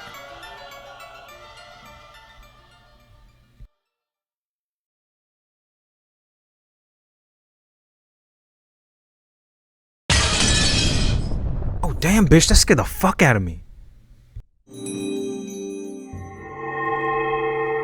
New game board. Yes, new game board. Next episode. New elements? Umineko no Nakukorni, Round of the Witch and Reasoning, ported from PlayStation 3 by UMINEKO Project. Translation base is The Witch Hunt. Yes, head translator Chrono Trig.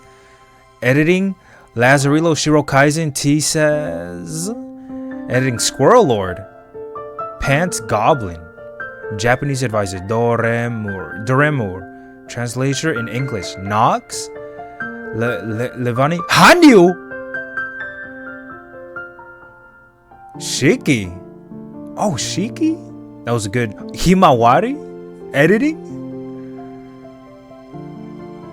Chief Graphics Editor Giza. Graphics Assistant Nox. Programming Engine.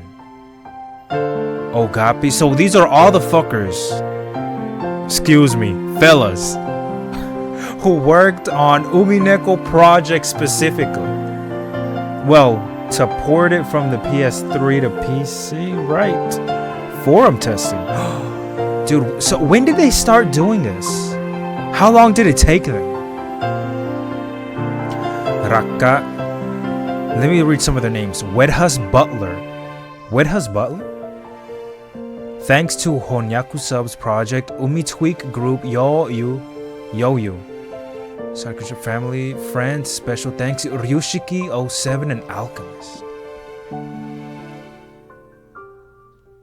Umineko 2011 to 20. Wait, is 2011 when they started this and they finished in 2020?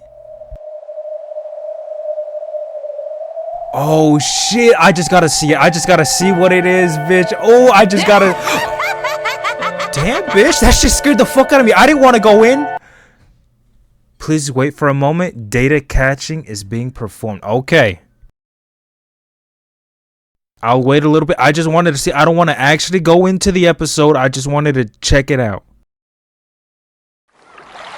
I was gonna say, holy shit, that scared the fuck out of me. Oh, we're here? Episode 5. Oh shit. I heard episode 6 is like a really, really good one. Dude, holy shit. No, I don't want to do it. No, what was the other shit? Let me just look at my trophies. Fuck it. Trophies, log. All these trophies. Okay, so these are the other ones.